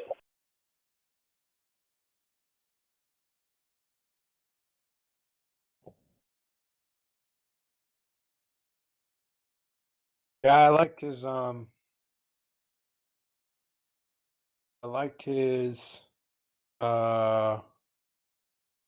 think it was Brett Weinstein was his brother or whatever, the mathematician. Yeah, that was Eric. Brett is the biologist, and Eric's the math guy. Okay. It was Eric then, but he put forth a paper about mathematically trying to explain the universe on kind of a theory of everything. And it's being reviewed right now. But it does show how we live in a three-dimensional world, as fourth dimension is just the expansion of, which means that's more of time as fourth dimension. Yeah, I know he released his theory on April Fool's Day, which was an interesting choice. I haven't actually looked at anything about it, but I know it's geometric in nature, has a lot to do with spinors and gauge theory. That's about all I know about it. And I don't even know what spinors are. I spent like a few hours once trying to figure out what a spinner was, and I realized that I don't know the math leading up to it enough to even understand what they're talking about. It's when you get like a really like skinny short chick.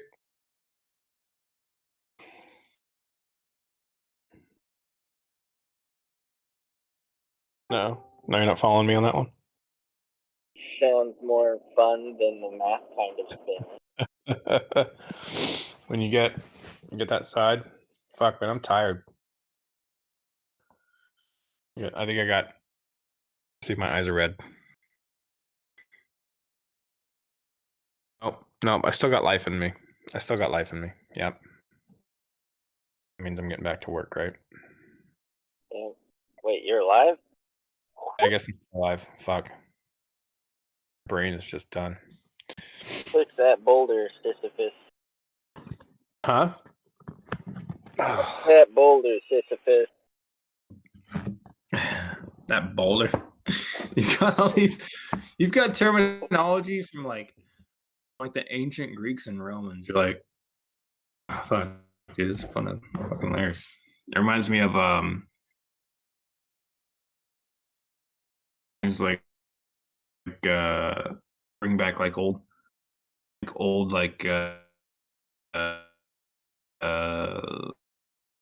comments and stuff. Just like these old like 1920s, 1800s, just like insults. Yeah. It's always good. Tremendous. Got some more people. What is that? We got more people in the room. What's up, zombie chick? Is that man? Hey, what's up? What's up? Hey, Feeling? you. Pangburn took off to go smoke a bowl. I don't know where he went. Pooping. Get the wet wipes out. Get the wet wipes out. A blessing. Wet wipes are a blessing. They are. Oh, How's everybody? It's okay. No, I'm good. I'm fine. I'm sitting in my car waiting to go in the house because like the wind picked up and I feel like everything's gonna blow out of my arms. oh no. Crazy. Yeah, it's a little stormy here on the West Coast, huh? Yeah, A little it's bit stormy. been a pretty nice day though. I mean, up until just about now. Yeah, that's what Dalsu and I were saying. It was nice until the rain started kicking back up. Yeah. In Alabama yesterday, about 1 million chickens died in a tornado. Holy shit! What was that? There was a whole chicken farm that got blown over by a tornado. It just wiped out like about a million chickens. And at a certain point, let all the chickens out. Where right? was that at? Like the I think it was in prison thing? Alabama. I Alabama. think. That I think was it was in Alabama. those or poor maybe it was chicken, Georgia. man. Maybe it was Georgia, but it was not too far from my house. Man. There's one Poor cocky chicken. tornado. Ha.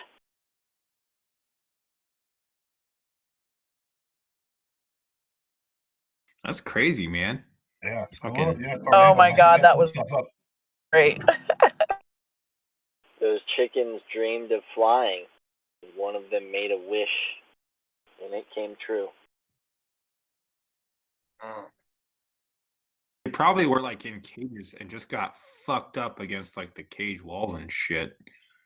Don't ruin my romanticism, Grim.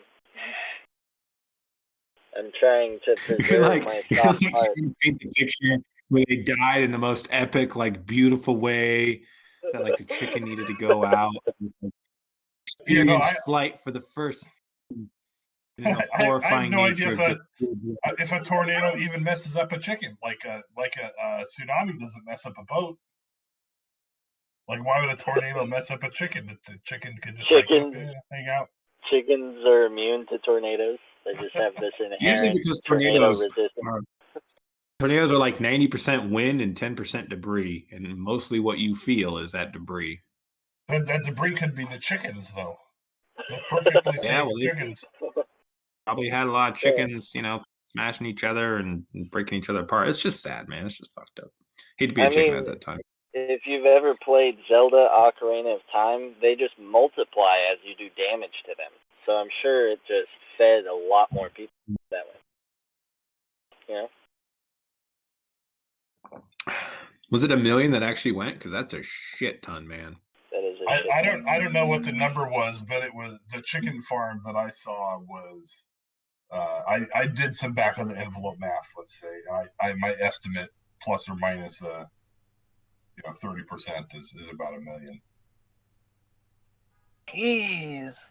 And so, I mean, Have you ever been by? It was a big chicken farm. It was like 5 chicken huts that are about 1,000 feet long. So that's about 1 million chickens. I can hardly eat chicken as it is. Have you ever been by one of those big trucks with all the chicken shitting out the side? They're I disgusting. grew up next. Yeah, chickens are awful. I grew up next door to a turkey barn. Not cool, man. Yeah, that's cool at crazy all. stuff. Give me free range. Yeah, I was gonna say, it's horrible that all these chickens died in this tornado, but I'm pretty sure we ate more than died in this tornado in about an hour, right? Probably. Yeah, in the U.S., we probably eat 50 million chickens a day. Yeah, that's redink to the hink, yo. Yeah. I'll be back in a second. I'm gonna run in the house. It's not blowing so hard. That's disappointing. Yeah, so I guess the second best place to be on the food chain is right below the person, the species on the top, right? I don't know, bacteria, man. They eat everything. Fungi. But bacteria don't have anything taken care of them. Well, they don't seem worried about it.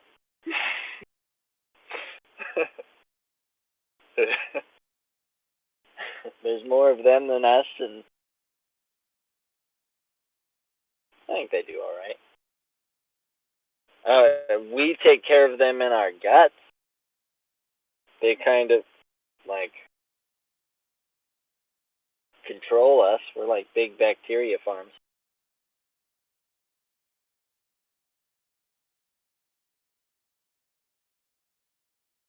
I wonder how much control there is there. I always wonder. Do they know what they're controlling, or are they just controlling something and it happens to work out or not? I tend to think they control your emotions. So, your blood sugar will get low, and you'll get angry. And then when you get hungry enough, your bacteria will be like, all right, dude, we need X. So you'll get more angry. and it's just kind of like they're one of the many factors probably. So I'm not sure how much specifically, but it's another straw on the camel, I guess.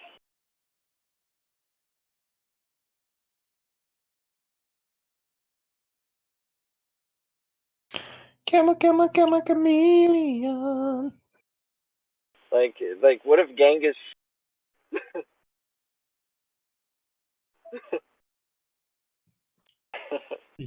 what if Genghis It's funny. Khan? It's funny. Right? It's open mic. Ask me anything, and people keep asking Travis things and he won't answer. And then someone sings "Karma Chameleon," and that's the only thing that can get him to respond.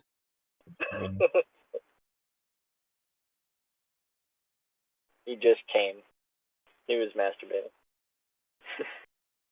We lost the audience. We had a bunch of people in here. They're gone. I was answering in your stead, and I don't think they liked it. I don't do a good Pangburn.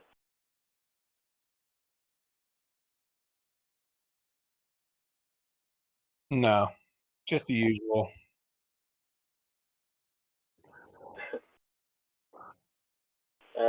So yeah, but what if Genghis Khan would have been like not so invadey if he had like a poop transplant? What if the problem was like gut bacteria?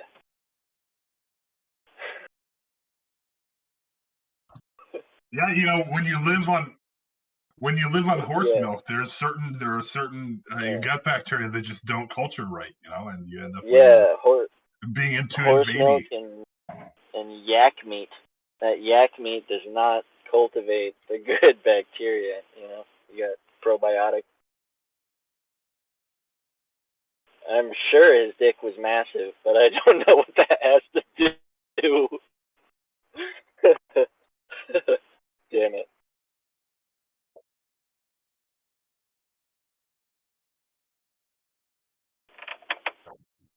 I wonder how accurate those heights are.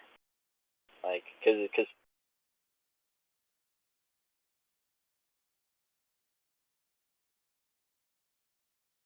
yeah, his feet didn't exist for sure.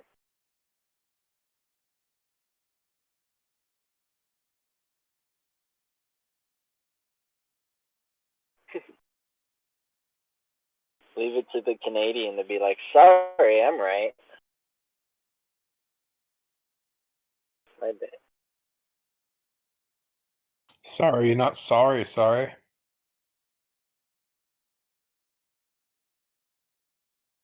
But yeah, maybe he had bad poop. Needed better poop.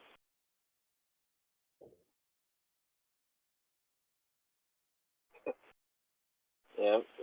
Will someone come with me and hold him down while I? Yeah, I guess suppositories work, right? Can't I just like shove my poop?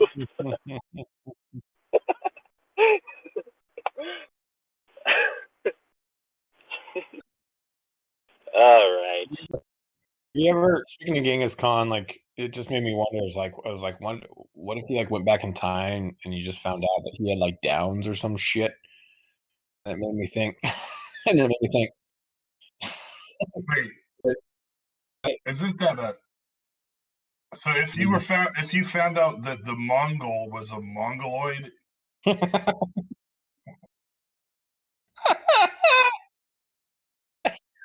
That's so true. But then it makes you think like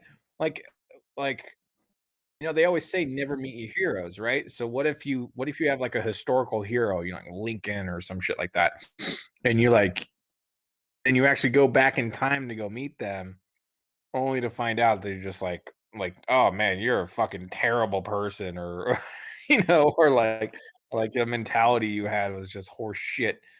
Which arguably, if you go back in time, the mentality probably is horse shit, but you'd be understanding of that. But what if you just found out like they were just a horrible person, and you're just like, oh, I shouldn't have gone back in time. This is what we spent. This is what I spent $1 billion on. Great, fuck me.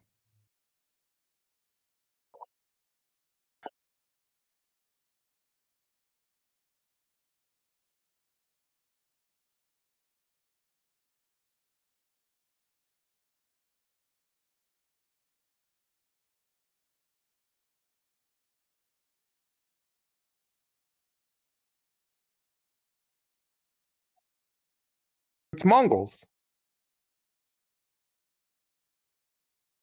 Look at the charts. Negroid, Mongoloid, Caucasian? That one?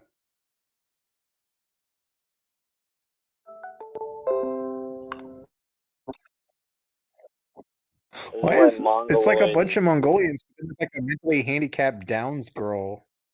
Yeah, Mongoloid's like a Oh, yeah. racist-esque term. Like it's got a pretty negative connotation, and I think it's frowned upon usage-wise. Four races of mankind.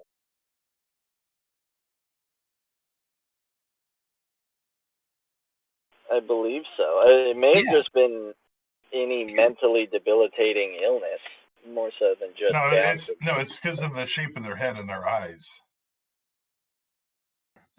This one chick looks like fucking Jar Jar Binks. What the fuck?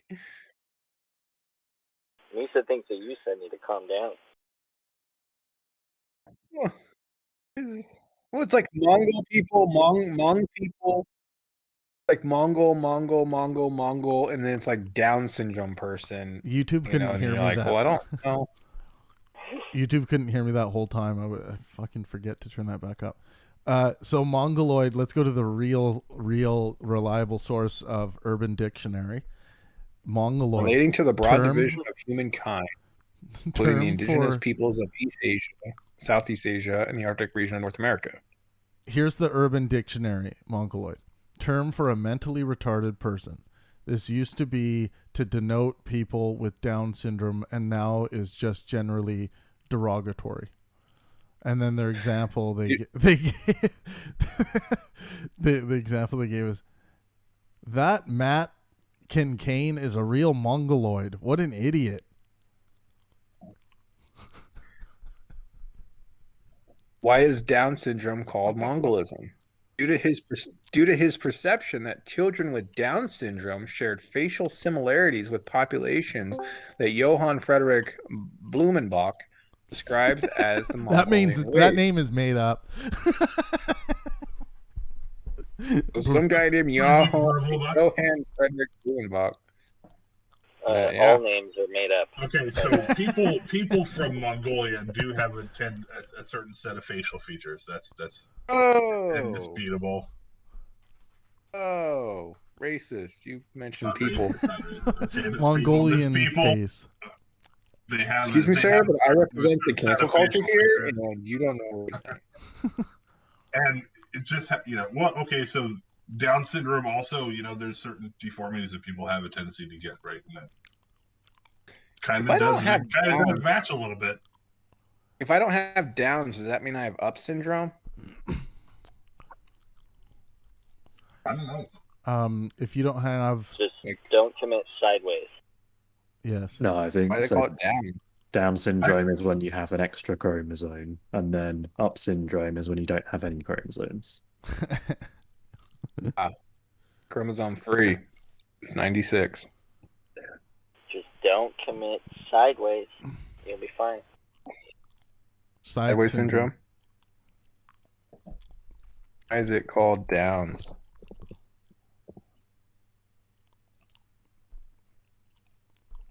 Probably like Down Douglas syndrome. Totally. Maybe the person who first categorized it had a last name of Down. That sounds John like Down. Yeah. John Down. It's from John Langdon Down, for whom the syndrome was now named. First described. Wow. Did I guess his first name? Yeah. It was before him, before he diagnosed it. It was called Mongolism. Here's where the conspiracy theories start, that Dalsu is really from the future. I'm from the past. That's what it really is. So Down syndrome used to actually be called Mongolism. It's not just a derogatory term. Yeah, they used to be called Mongoloids. And that's what we're looking at. And then when they figured out a good name for it, and what causes it, then they named it after the person that figured it out. And then Oh, And then the old name became a pejorative. I personally prefer the word mongoloid. I think it sounds kind of cute. Down syndrome sounds like down, as in like it sounds negative. Yeah, yeah. Yeah. You saying they're lower? It's like, no, not at all. You know, to tell you the truth, I am from the future. But I'm only about 15 seconds ahead of the future, and I've only used this time now to waste that. I thought Grim was gonna say, to tell you the truth, I have downs. I've got a few in the back too, so it all works out.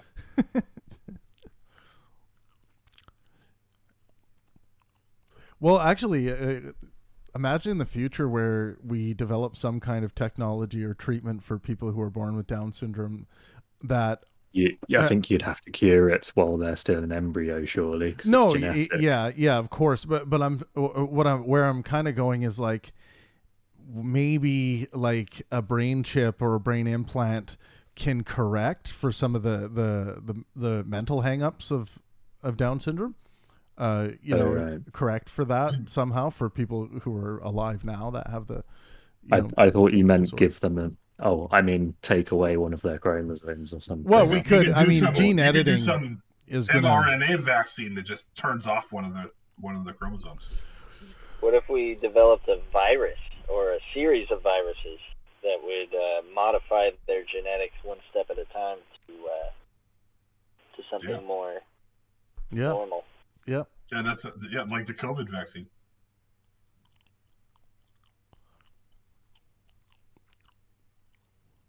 No, the COVID vaccine is evil. No, but I mean a vaccine to make mongoloids less. That's offensive, man. Less offensive. Right. Less what? Well, we call them downs now. Less invadey. Is that the word we're using? Invadey? Less invadey. No, I think the correct term is Down syndrome. No, the correct term is fucking retarded. Nah. I have Down syndrome. You have Down syndrome. Yeah. Okay, so we can call them mongoloids, but then I say I have a bad case of the Pangburn. I don't recommend you call them mongoloids. I think you'll get in trouble. It's not really. It's not the nicest word for. It's not the nicest word for it. You've insulted two people with one word. Just go tweet it out. Twitter will tell you what's appropriate and what you're allowed to be. My cousin has Down syndrome to where she can't speak or like barely sign language, stuff like that. And if that side of my family knew I said the word, even to explain that it's bad, they would be mad at me. Uh-huh. So.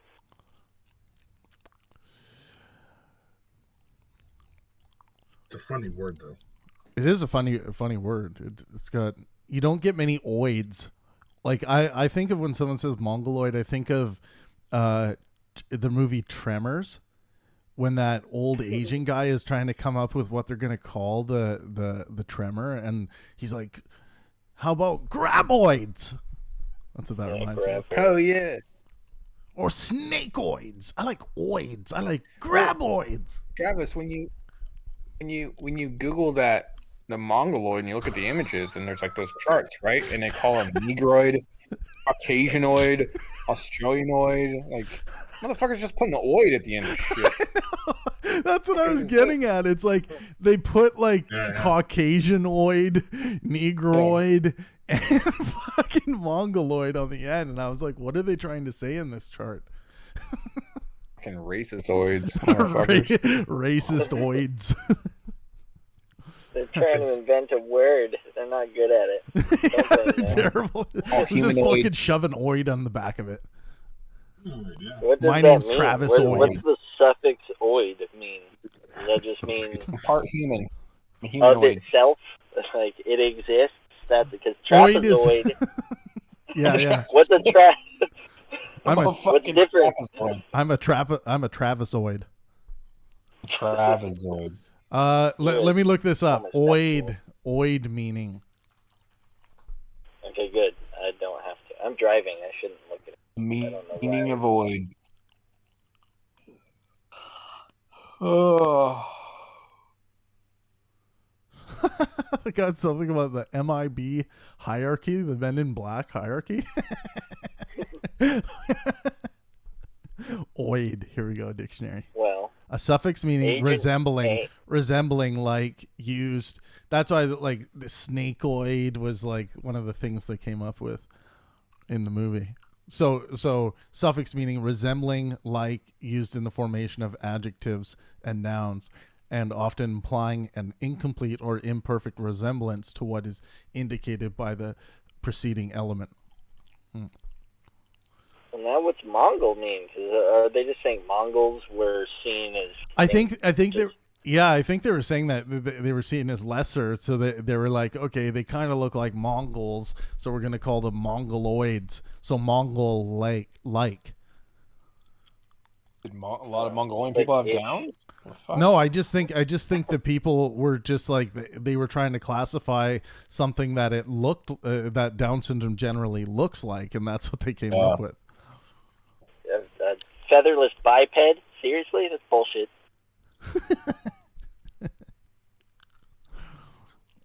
Same. A few definitions, because there's also asteroid. Right. Yeah, it's like an ass, but it's ass-like. Asteroid. Yeah. I would say, I just realized that. My mom was always a stickler for like proper pronunciation. Like, you don't say, oh, Benny, like, oh yeah, me and Benny are going to the park. Is always like Benny and I, and she'd always say like Benny and I.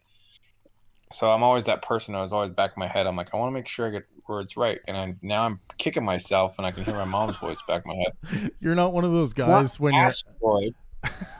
It's asteroid. Asteroid. Asteroid. Asteroid.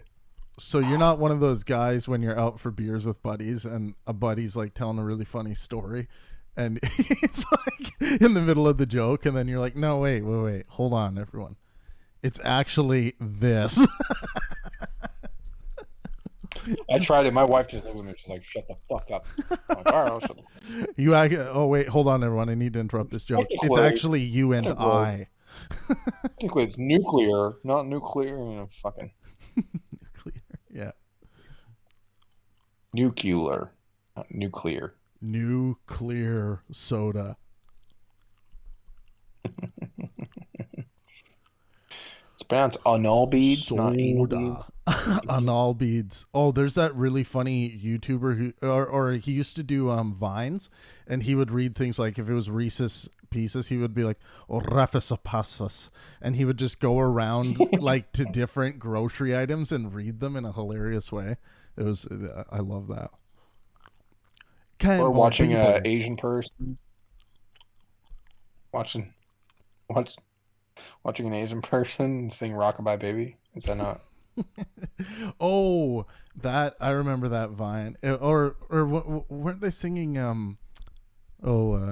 Maybe it's a different one. I'm trying to think of one. Where there was one where what is she singing? Oh, she was singing that. I can't live without you. I can't live deep without you. Like, it's like they no L's. The pronunciation's like really hilarious in that one. Mm-hmm. Is it L's or R's that they have a hard time? I think it's L's. R's. Let's see. Oh no, L's too. Is it R's? L's too. Because no, it's L's. They'll pronounce as R's. Some of them with really thick accents. So instead of saying Alex, they would say Eric's. The ones with really thick accents. Eric's. So I started studying Japanese when I was a little bit younger, right? So I got like some Japanese tattoos, things like that. And what's interesting is that they, especially with the way that they form things, it's usually a consonant and a vowel. So it's usually when we're reading things, right? Our whole word kind of, we can sound out that word, but really the way that we read it, we recognize it, and we actually only like subconsciously we only see the beginning of the word, we only see the end of the word, and our brain kind of fills in the middle part. So when you do something like Japanese, you're reading every two letters, right? So it's like RETEFE, and that's in the English connotation, right? As compared to the other side, Japanese. But what's also interesting is that they always put what they're talking about first. So it's a very Yoda way of talking. That makes sense. Yeah. So they'll be like, table over there, right? As compared to over there is a table. So we'll Off just to say, the "A market. table." Off to the market. Yeah. Are you? Yes, things like that. So the subject is always off to the market. First, you are. and then they talk about object. It's a very fast way of talking. It is a very fast way of talking, and so it's interesting depending on what they talk about. But you can actually get some really good speed in there, but your mind has to kind of wrap around the fact that they're always going to talk about something first, and you have to think ahead as compared to what Americans do. Is we tend to ramble. Because we'll be like, oh, over there is a table. Oh, speaking of the table, it does this shit. And really what I want to talk about is the fucking salt on that table. And let me talk about that. That's where Japanese people are like, hey, salt on the table over there. Like, oh, you already premeditated your thoughts. I'm an American. I'm just going to fucking ramble about salt on a fucking table for the next 10 minutes and waste your time. So they're very efficient. Nice. No, rice. Rice. Nice. Oh, it's very. So you know what's interesting about Japanese is there's a suffix jin, jin, and if you put that on Zin. Jin. Yeah. Jin. Yeah. You put that on the end of something, it means that that's where you're from. Interesting. So I know in Mandarin, like people say Beijing. It's like it's actually Beijing. Yeah, Beijing. Beijing. Yeah. But it's or in England, yeah. Peking. Which one? In England, Peking. Peking. That's what they said, right? Yeah. There's some weird things in England. Like people will say, "You're right," as in just like saying hello. But over here in the West, if you say "you're right," like when you say that to someone, it's like you think that there might be something wrong, but that doesn't mean the same thing. So you'll get people all the time walking around, "You're right, you're right, you're right, you're right," and you're just like, "Yeah, I'm fine." Yeah, fuck you, buddy. But it's a way of saying like, "How's it going?" It's the same thing as "How's it going?" Actually, you're right, but it's like, why do we have these ways of talking to this disingenuous nature of asking people how they're doing, but even though you don't give two fucks about how they're doing? Well, it's part of I think it was developed because we like people checking in on us just from a survival perspective, like even asking that, a way of checking in. I think it stems from that, and then I think we just do it for selfish reasons to have other people do it to us. Because I usually like, I guess I'll say, "Hey, how's it going?" But I'm really just saying hello. It's a weird, that's what makes English very weird. Like, you walk up to someone who's just learning the language and you're like, "How's it going?" They think that they need to list like how your day is, but really I'm just saying hi. Like, yeah. Weird. That's what makes English fucking fucked. It is weird. Usually, like, I like to spice it up. So, like, when my clients call me or whatever, I know a phone call right now, but I usually just say, "Hey, man, happy Friday," like, simple as that. And then they usually follow by, "How can I help?" Like, it's just usually followed by, "Never fucking call this number again." Where do you get off? Where do you get off, sir? What is entropy, sir? Sir.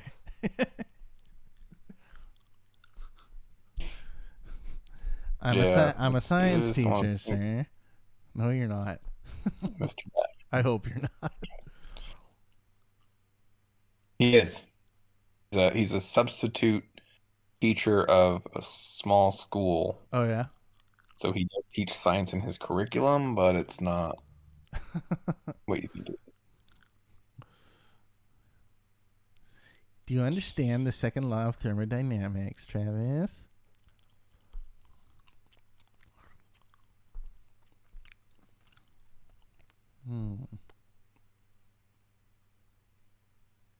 It's weird finding like just the many types of personalities that you find on Discord. And you just hear these interesting conversations of just nonsense, man. Just fucking nonsense. I know. I was talking to a guy last night, and he was from London, I think. He was from London, somewhere in England, and he said he was older than me. He said he was like, no, he said his late 30s, but I'm 37, so I don't know how much older he is than me. Dude, he sounded like a fucking British gangster.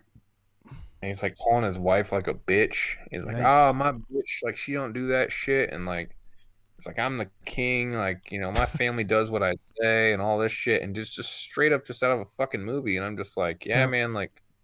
Elliot was just like, how's your wife feel that that you think she's a bitch? He sounds like whatever. What you're describing is a very weak individual, someone who's that's what I call really, really said, weak. You're a very weak character. And he's like, how the fuck you call me that shit? And all that. And I was like, you're a fucking weak character. I was like, you sound like you have a lot of fear. Sound like you're fucking scared. Just troll him. It's not trolling. It's how he admitted it too. You're fucking scared. He actually liked me because I was fucking calling him out on that shit. And he's like, man, I really liked you. I was like, because I'm not the guy that's gonna be a little bitch and walk away. Like you sound like a fucking pussy. What was that? Because you gotta rule your fucking household with an iron fist. Like you're a bitch. Yeah. You got a lot of fear in your fucking heart, man. He's insecure. He doesn't think people listen to him, so he has to go online and tell everyone about how his family listens to him. Right. Yeah, it's usually when people do bring stuff up like that, they're trying to paint a picture of how they wish the world saw them, or that how they wish the world actually was, as opposed to speaking about what's actually going on. Wishful speaking, wishful claiming boils right down to cynicism.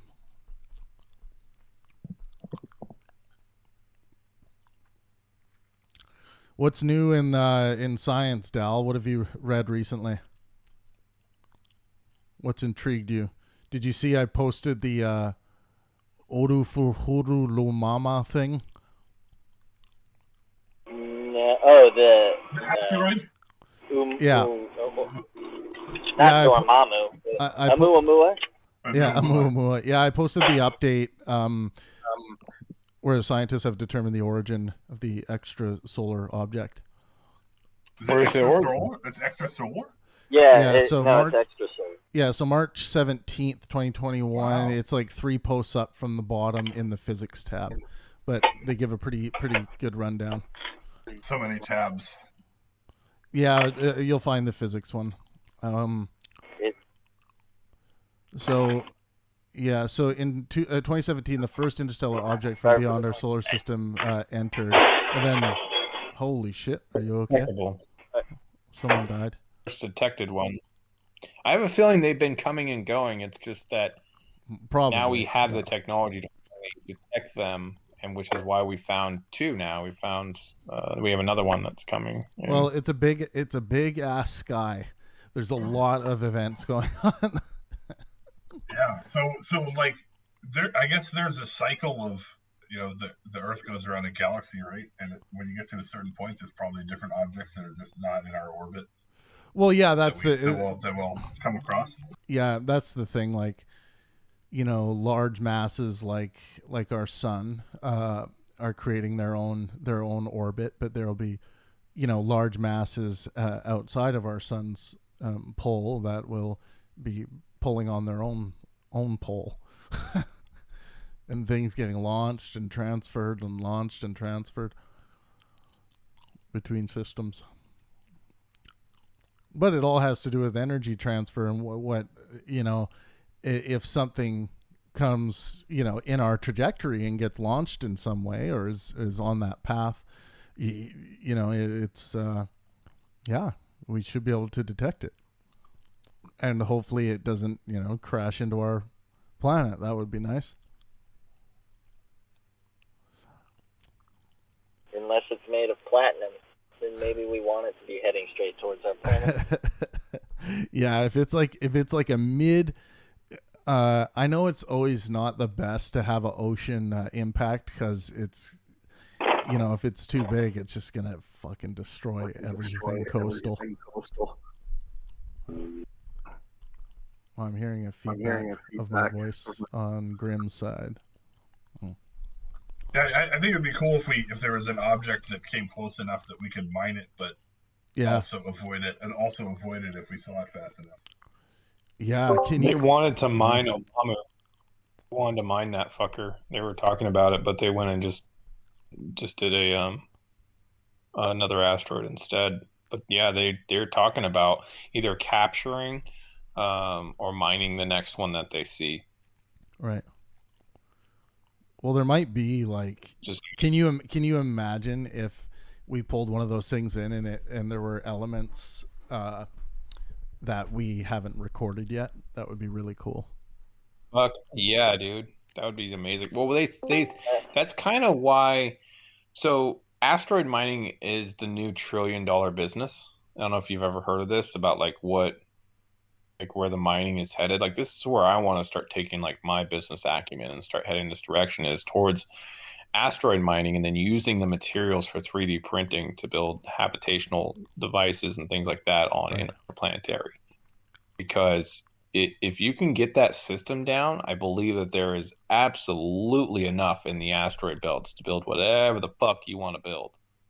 Definitely. It's got all of the elements. There's hardly any other elements that you can't find, given the nature out there. So it's really interesting, as they basically saying that we're going to start mining the fuck out of these asteroids and start discovering any new elements that come across, or maybe even the rare ones that they're getting, which most of the asteroids they're predicting have basically made of really extremely rare elements. So really neat, man. Really, really neat.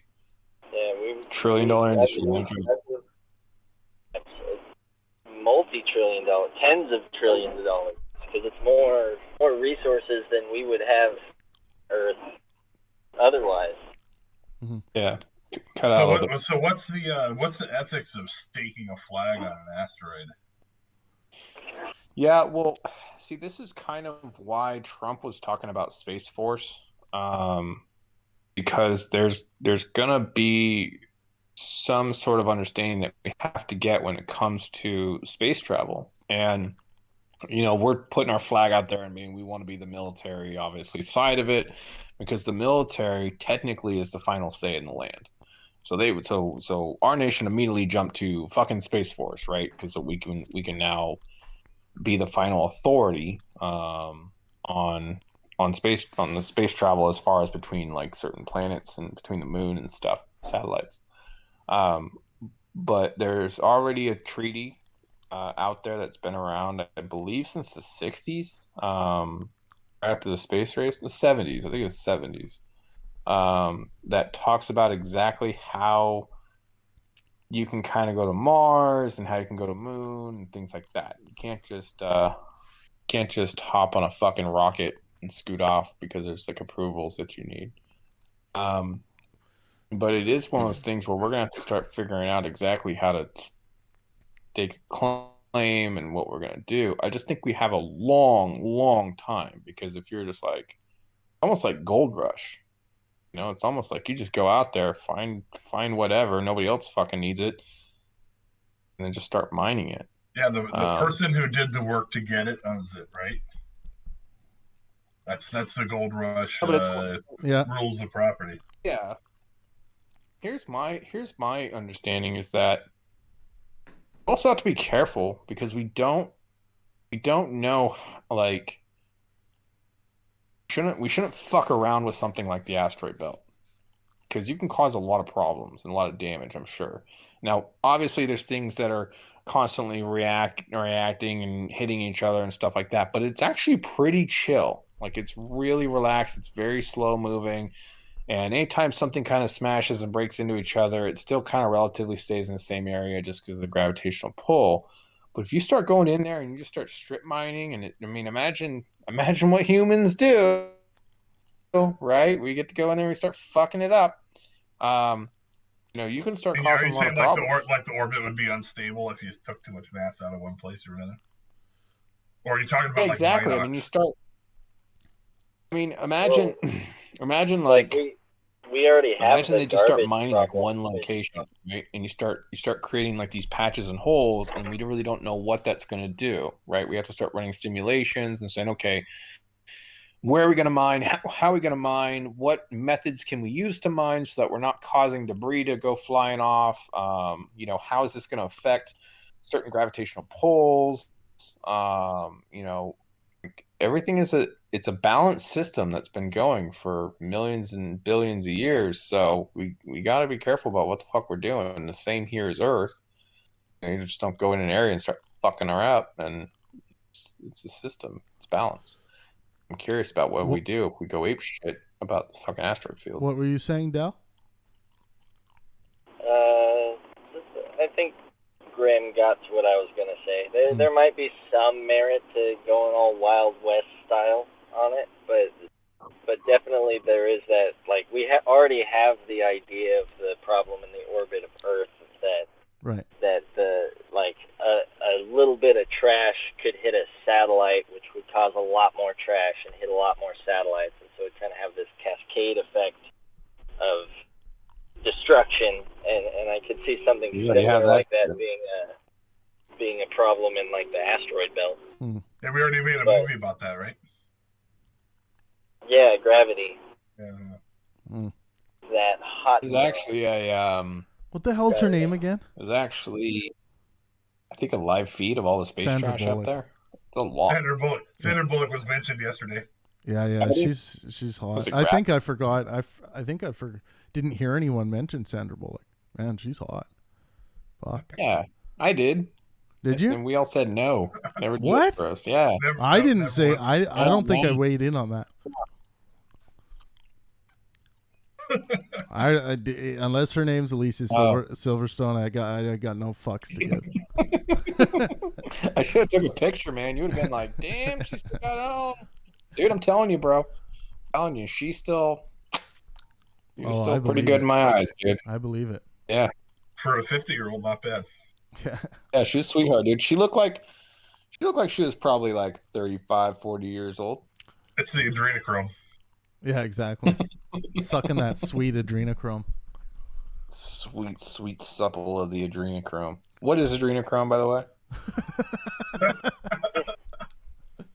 It's, I know it's... did you ever see the movie Tangled? Is that Tangled? The Disney one with the... Yeah. It's the Rapunzel. So the old witch that like casts a spell on the hair or something and becomes young again. She has a flower that she gets out of the ground, and then she harvests the flower, and then she sings a song, and then it puts that essence into the hair. Okay. And the hair grows long, and then gives her everlasting life every time she sings the song. Yeah, so that's what adrenochrome is, but it's baby spinal fluid. Oh, baby spinal fluid. Okay, you could have just led with baby spinal fluid. Take me down this fucking tangled.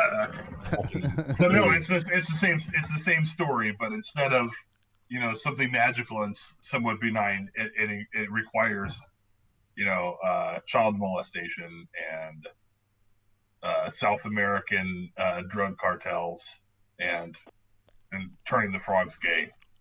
Yeah. So baby spinal fluid is adrenochrome? Yeah. Is that right?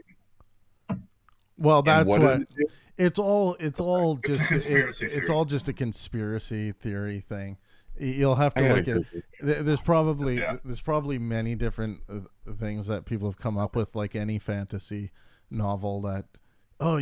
They're also. I've heard through the grapevine that they're also doing this to get the adrenochrome. Yeah, it's an Alex Jones thing. You go on It go is. on Yeah. go on Infowars. Why do Google up the Infowars adrenochrome. what's the use of adrenochrome? Is it like a COVID like thing No, or it makes something? it gives you eternal life. That's the why, myth. Yeah.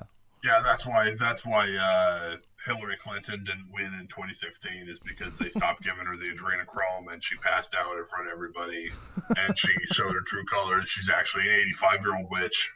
I've also seen these angles of her looking quite reptilian, if you ask me. Oh yeah.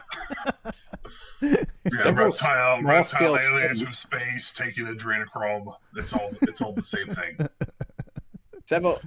Several small scale studies, including 15 or fewer test subjects, conducted in the 1950s and 1960s, reported that adrenochrome triggered psychotic reactions such as thought disorder and derealization.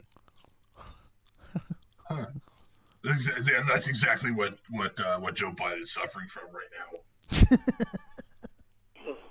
1954, researchers Abraham Hoffer and Humphrey Osmond claimed that adrenochrome is a neurotoxic psychometric substance that may play a role in schizophrenia and other mental illnesses. Oh, geez, you got to get it together here. Come on, man. Stop eating babies. Come on. That simple. What the fuck am I reading? I like it when I get to do my Alex Jones impersonations. Yeah. Thank you guys. No, I love it. Fucking. Turning the frog skin. Turning the frickin' frog skin. That interview when he interviewed peace out, Grim. When he interviews fucking Cenk Uygur from fucking the Young Turks, when they're at that thing and he just kind of corners them and he says that like, yeah, you guys are working for the Saudis, aren't you? Yeah, you are. And then fucking Cenk Uygur is just like, we're against Saudi Arabia. Like he just fucking loses it. They're getting so hilarious. No, you guys. Yeah, no, I seriously can't tell like how serious Alex Jones is at any point in time. It's it's pure entertainment, and he pretends like he believes some crazy shit. I don't believe that he believes all of it. I don't know how much he really believes, but I think he changes his mind a lot. But I think he in the does, moment he really believes it. He seems genuine. Well, I mean, if you have to believe it, as an actor, you have to believe it for a moment to convince other people, right? With conspiratorial thinkers, they usually will say, okay, it may not be exactly this, but I'm on to something here. So even if the fundamental, or let's just say not the fundamental, but even the like bold claims that they're making based on this fundamental idea or principle, that like they could just say like, well, this has just been a quest for the government to disclose more information because I know they hide shit, and they could say, well, and this is all born just out of knowing that the government hides shit from us. And it's like, oh, okay, yeah, things become classified and then they become declassified. Is that what you mean? How did you get from there to, the Sandy Hook conspiracy theory? Yeah. Which I think he now says that, he believes it did happen. He just thought that some of the stuff looked suspicious, but he was like, I don't think he understood how much people were actually listening to him and believing him, and he thought he was just like pointing out some things that he thought were really strange and weird, and he's like pointing out some inconsistencies in the story. Yeah, maybe this is a false flag, and it's like, no, dude, that's not. It doesn't mean you jump there, you turd. That's cynicism. If he just adopted a bit of skepticism and started from the position of, okay, let's start with we don't know what happened. Let's find some evidence. Let's find some proofs to prove a claim we're willing to make about this. Like, it's just not the right way to think.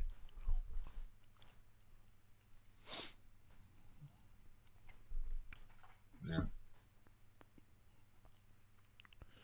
Probably just asteroid. Yeah. Probably just asteroid syndrome.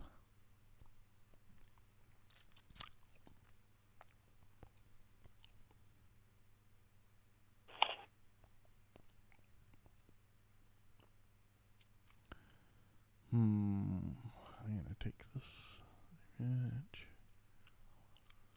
Thinking up an argument against the everything is possible, but I don't think you'll like it. Wait, what were you saying? I think I'd have to. Pangburn likes to say that everything is possible, but there's a distinction between what is plausible and what is possible.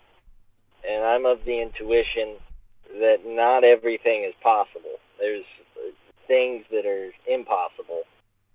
Okay, sure. But I don't. Like a unicorn that's both on fire and made of ice at the same time.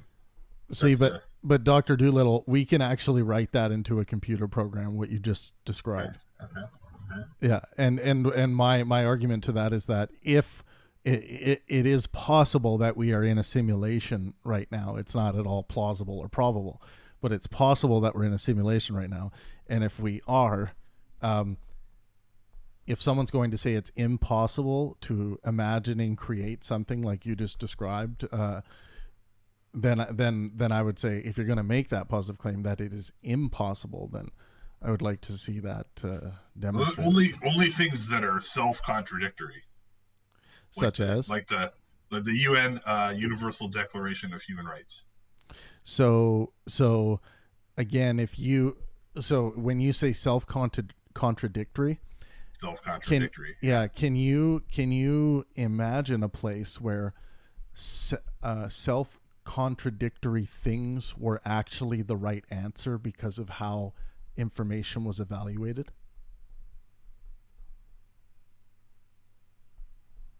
Yeah, my lack of imagination doesn't make something impossible. Right. Exactly. Yeah. So that's kind of my point. Like when people, like if we try to imagine, like in the realm of possibility, the absolute let's say limit or peak of how high an imagination could reach, and we kind of factor that into the realm of possibility, I think it's safe to make a claim that we can be certain, let's say we can be as close to 100% certain as possible that entity would be able to find his way out of our little puzzles that we think we created, or that we think are sound.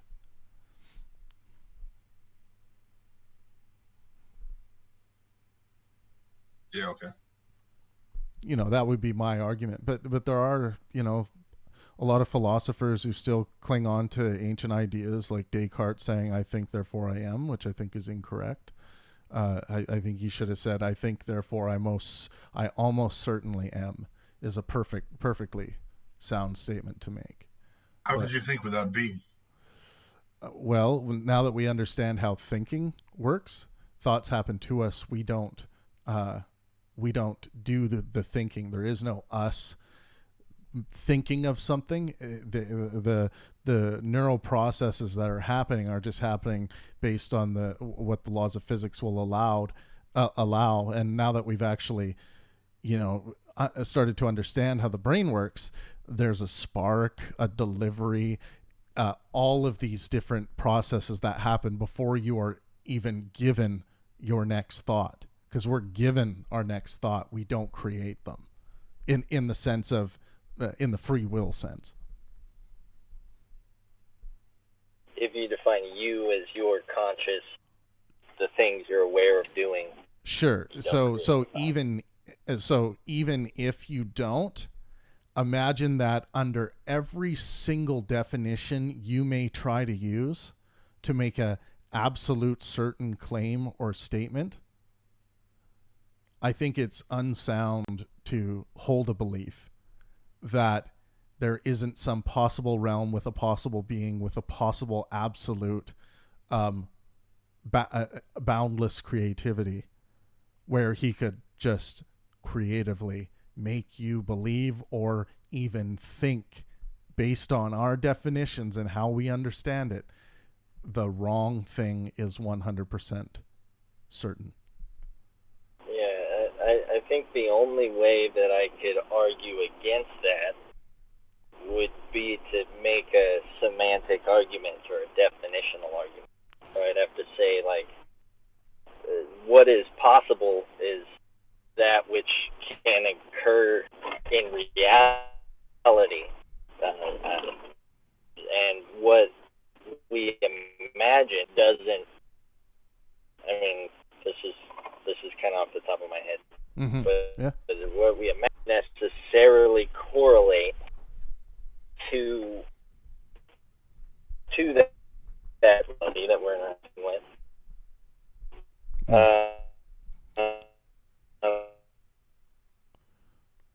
Oh, we lost you. We lost you there.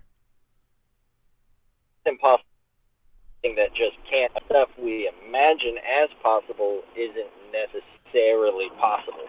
We didn't get. I think I heard the very end. You're saying, what we imagine is. Sorry, what did you say at the end there, Dal?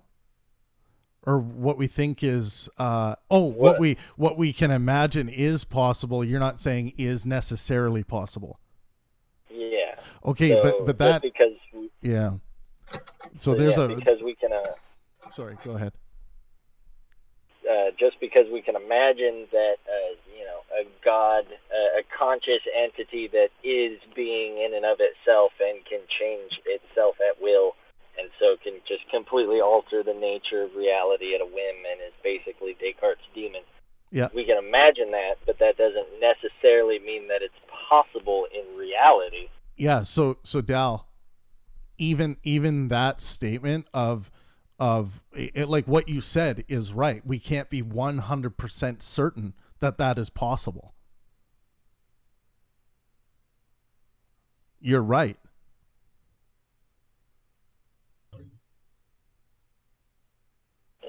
So, but it still gets to the point when people want to, like, people will say, well, what you're saying, Travis, it may not even be possible. And I'm saying, you're correct. You're absolutely correct. The only level of certainty possible. I'm willing to apply to it is 99.9999% certainty, and that's when I'm absolutely certain about something. And absolutely just doesn't mean 100%.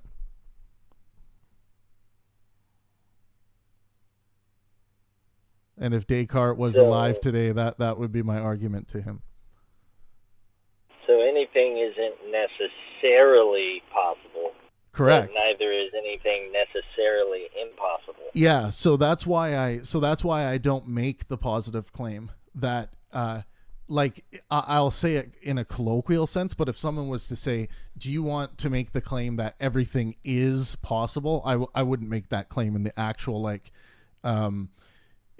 would make that claim in the realm of possibility. I would say everything is I'm almost certain that everything is possible. That's the claim I would make.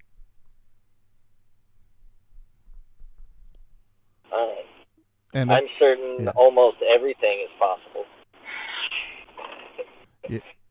Yeah, definitely. I'm certain that almost everything is possible. And I'm certain that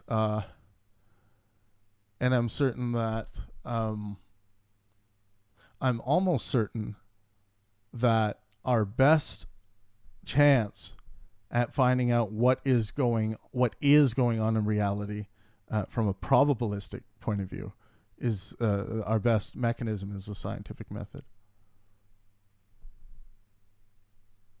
Yeah, so could we say that science really tells us what is possible in reality? Well, science just tells us what's probably going on with our models. we have really good reason to believe that, this model represents the facts of reality and what's going on, at least so far, and which can always be changed. But yeah, I think we're looking to get higher on the probability or plausibility scale with things, and it doesn't matter what scientific field we're in.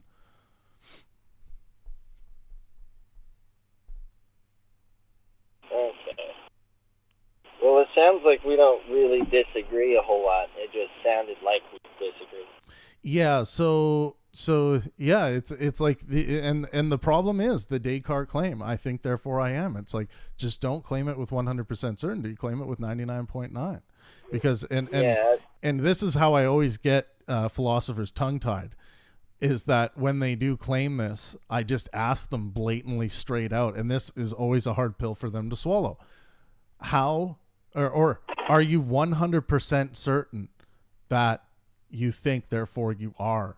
And they have a hard time answering that, because there's something in their brain that wants them, because like when understanding, absolutist claims and what they tend to typically mean, there's some kind of distasteful thing of marrying to a claim with 100% certainty, and I think that's for good reason.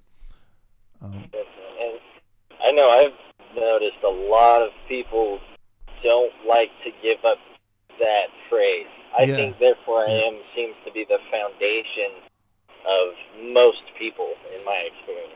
Yeah, and Christian or otherwise. Yeah, and I think it's a mistake. I want that foundation.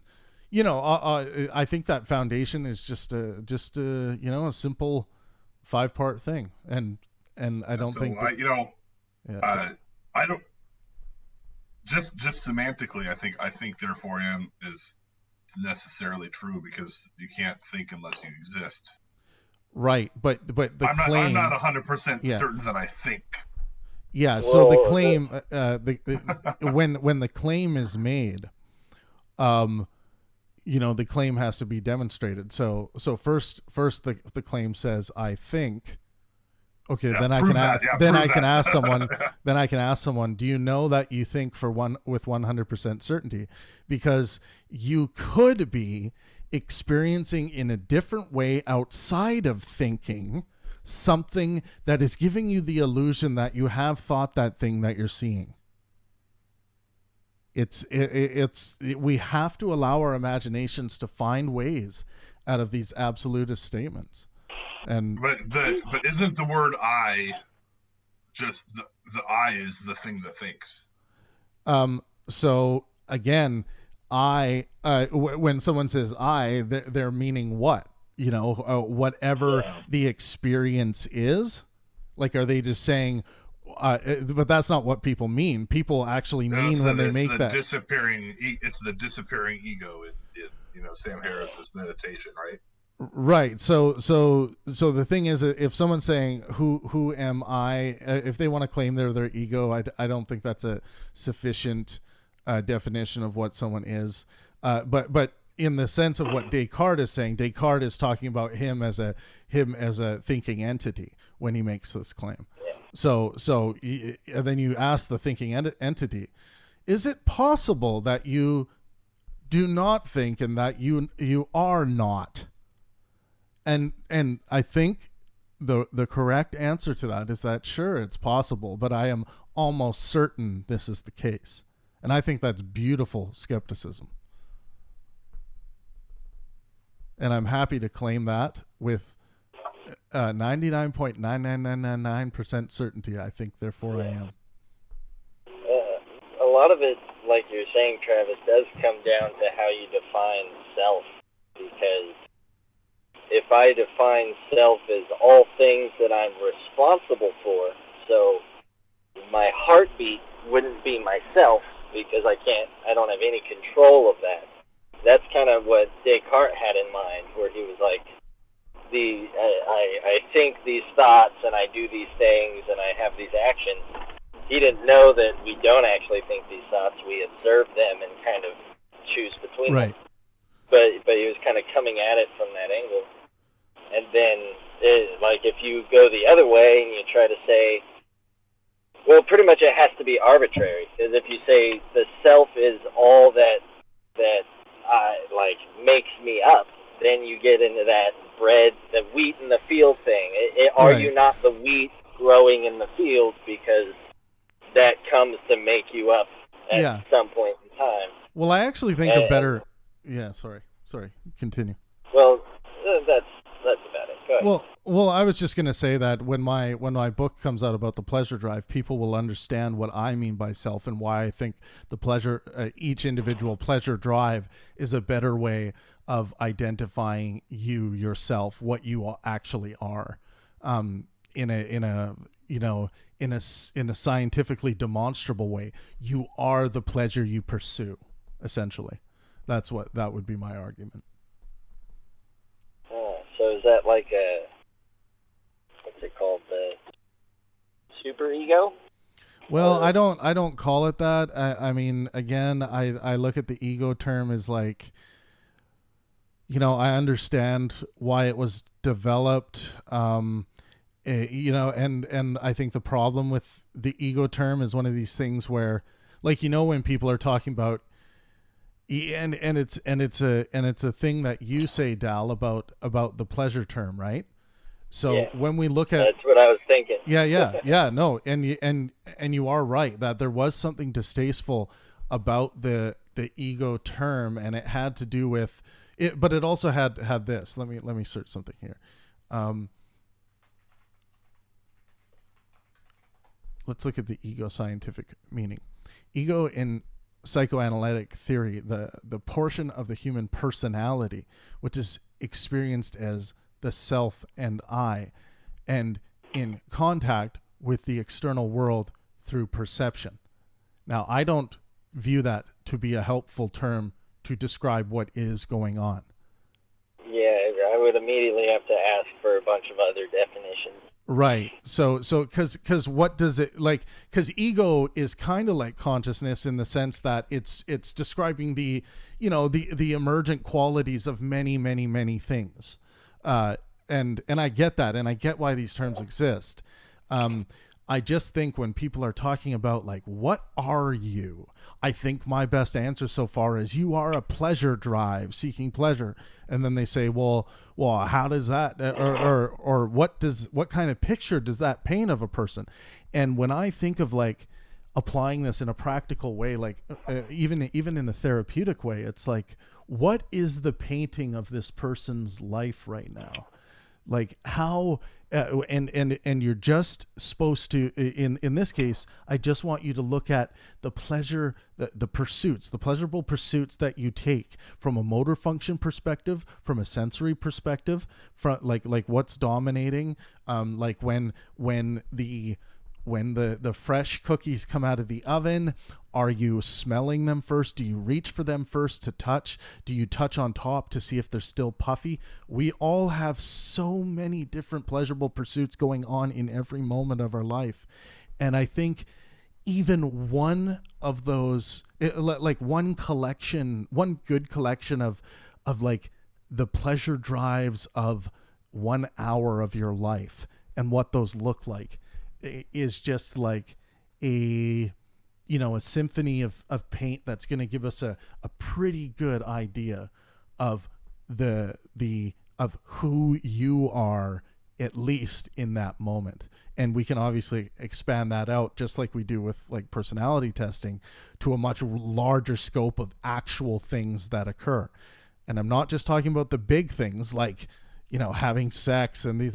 I'm talking about like how your hand moves when you talk, how the tone of your voice trickles out of your mouth, how you process information, your IQ, all of these interesting things like that emerge. I think you can, it paints the picture of what someone actually is, because it's based on what their biological form is doing, as opposed to us believing that we are some free will thinking thing that I think is just woo. Yeah. While you were talking, I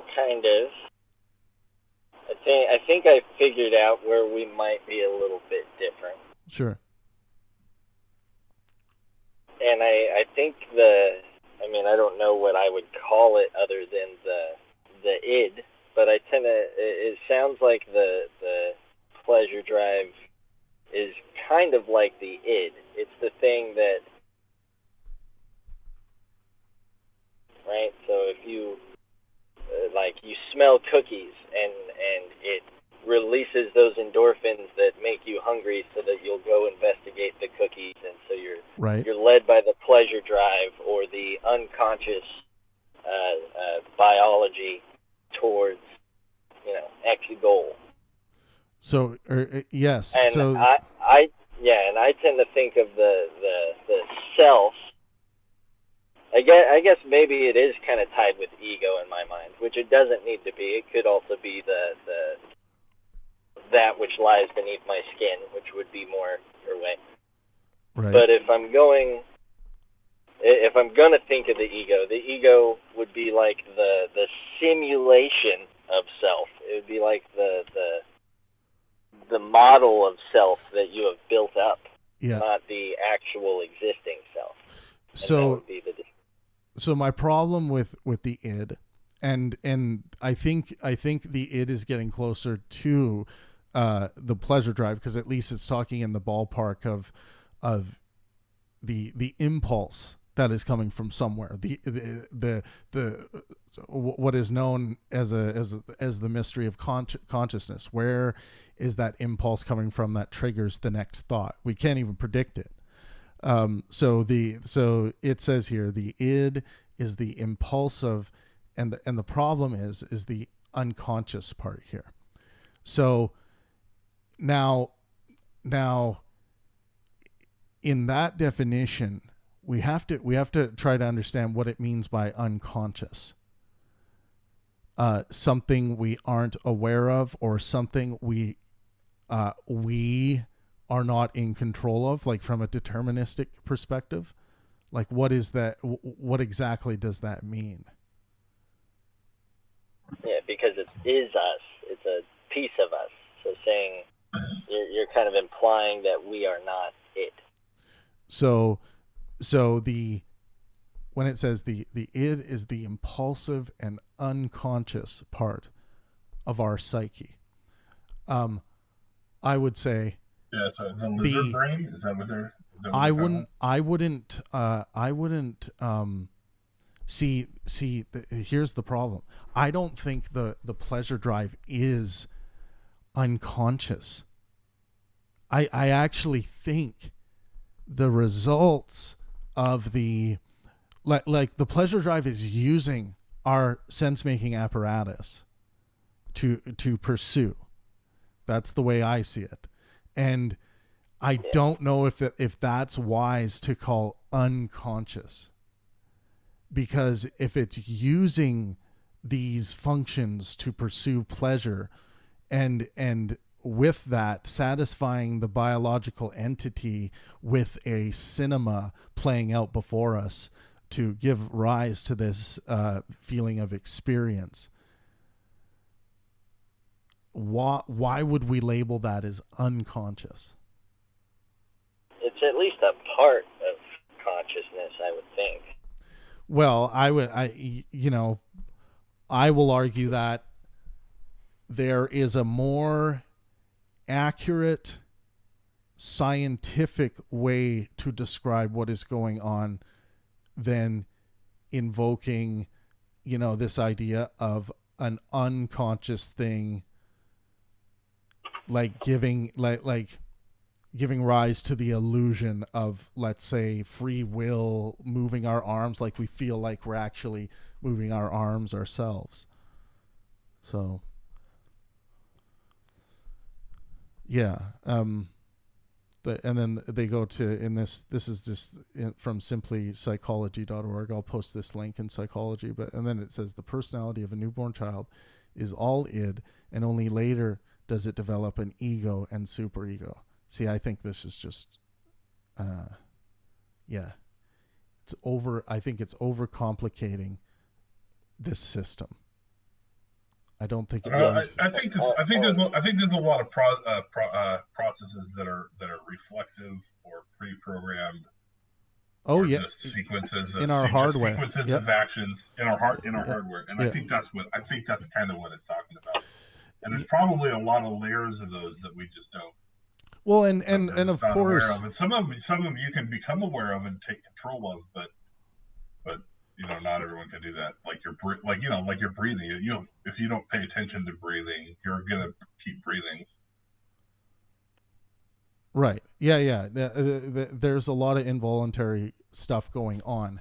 Now, if someone's going to say involuntary is unconscious, and this has been the problem I've had with the consciousness term my whole life, which everyone else seems to, like, when I say everyone, mostly everyone seems to be okay with using this vague description of these emergent qualities and on and off, unconscious, conscious.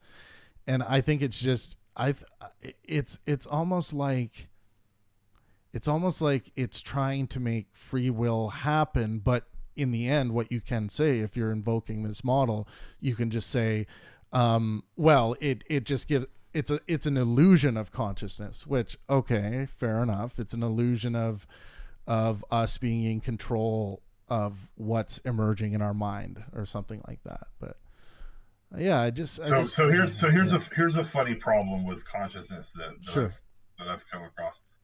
I've been, I've worked a really hard day at work before and fallen asleep at the wheel in my car and driven all the way home and woken up at home. Right, and you don't remember. Right, so I was asleep, unconscious, don't remember it. I have no idea what happened. How the hell did I get home? So here's an interesting thing. You may remember and feel like you were asleep, but you may not have been. Yeah, absolutely. Yeah. So, but I certainly wasn't conscious. Well, here's the thing. People will say this colloquial thing like, when we go to sleep, we're not conscious. It's another problem I have with the term consciousness. It's like, yeah, I'm no longer conscious, man. It's like, bullshit, you're not. Your fucking sense-making apparatus are going crazy. There's shit going on in the brain. There's billions of calculations. But you can, everything going on. You can drive home when your highest level of thought is asleep, totally in a different place. Right. See, and snoring, look, and I'm not and I'm not scoffing at consciousness because I don't think it didn't serve important properties when we're trying to figure things out. But I think here's my general idea is that I think what we once thought was the deepest, most fucking crazy mystery of life, and we start realizing that the very fast process that the first self-replicating nucleotide went through, I think that same process, and lots of people have tried to work on a new force of life in the past, and that's what I'm kind of working on for my later book. But I think that same process that the first self-replicating cell is going through is essentially what life is, and we're going to find that what we are calling right now our consciousness is just that happening at such a incredibly fast rate that gives rise to neuroactivity and firings and all that beautiful stuff that makes this cinema in front of us make us feel comfortable and feel like we're in control. It's just I think the fundamental piece of this is just much more simple than us feeling like we have something really special that's different from an ant, different from a dog, a dolphin, a chimp. I just don't think there's anything special going on in our minds that isn't going on in the minds of many other creatures. Intelligence happened to be our niche, so we see this flourishment of intelligence in our species that leads to incredible things technologically and also from a thought perspective, a pure mechanisms like the scientific method or skepticism. So it just gives like, it gives rise this really simple process that I think is, just going on perpetually so many times per second. It gives rise to this cinema through our sense making apparatus, and that simple fundamental thing is what my pleasure drive theory is about. The simple impulse, the start, the flicker of the impulse. What is doing the selecting if we are not? And do we start calling these individual? I think that's brilliant. And I think that's brilliant. And do we start calling these individual pleasure drives that we all have, that are all unique within us? Do we start calling those ourselves? And in my book, I actually describe this pleasure drive as this conductor in front of an orchestra of neurons that is basically just this frantic pleasure calculating and seeking collective effort, but I morph it into this humanoid conductor that's that's not fixed to drive to reproduce or have sex, although that is a brilliant, although it is a great way to pursue pleasure, but that's not universal, because we have homosexuals, we have asexuals, we have and we still see things going along and moving and pleasure. We have turtles playing pass and soccer like dogs do. We didn't think turtles were going to be doing that. We thought soccer? Yeah, like kicking a soccer ball back and forth with a dog, like going out there and playing, engaging in play. What the hell does a turtle have anything to do with playing? Oh, it doesn't care about it. Doesn't get. I'm trying to bring bacteria and humanity into the same fundamental principle of life. That is, what's going on is calculating the potential pleasures in front of us, and because of our very large memories, very and precise, very way larger and more precise than any other creature, we're able to make long-term investments in our pleasure, including going out and trapping animals, laying long traps, which seems counterintuitive from going out and just using a spear to stab something. Like all of these long-term investments, the investments of marriage, of child rearing, of saving money so that we can get that special little thing we've always wanted. Yeah, I'm interested in the fundamental theory of what is driving this emergent cinema we're seeing play before us. That's what interests me.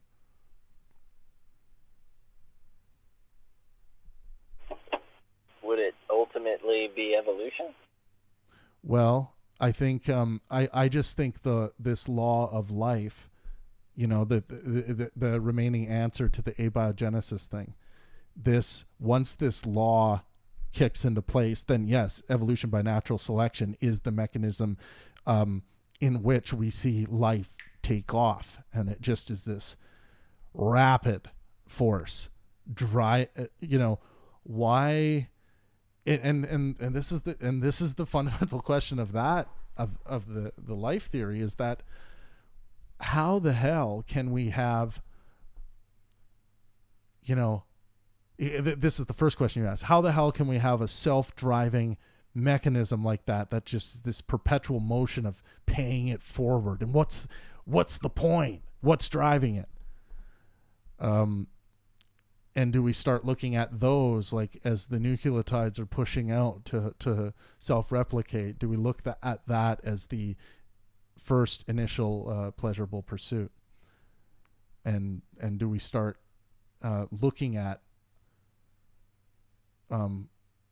pleasure as a lot a lot deeper and a lot more in tune with the reality of chemistry and electromagnetism. Like you know how electrons are in this cloud of superposition. Yeah. That engine of electricity, of electromagnetism, or potential engine, is of the quantum field.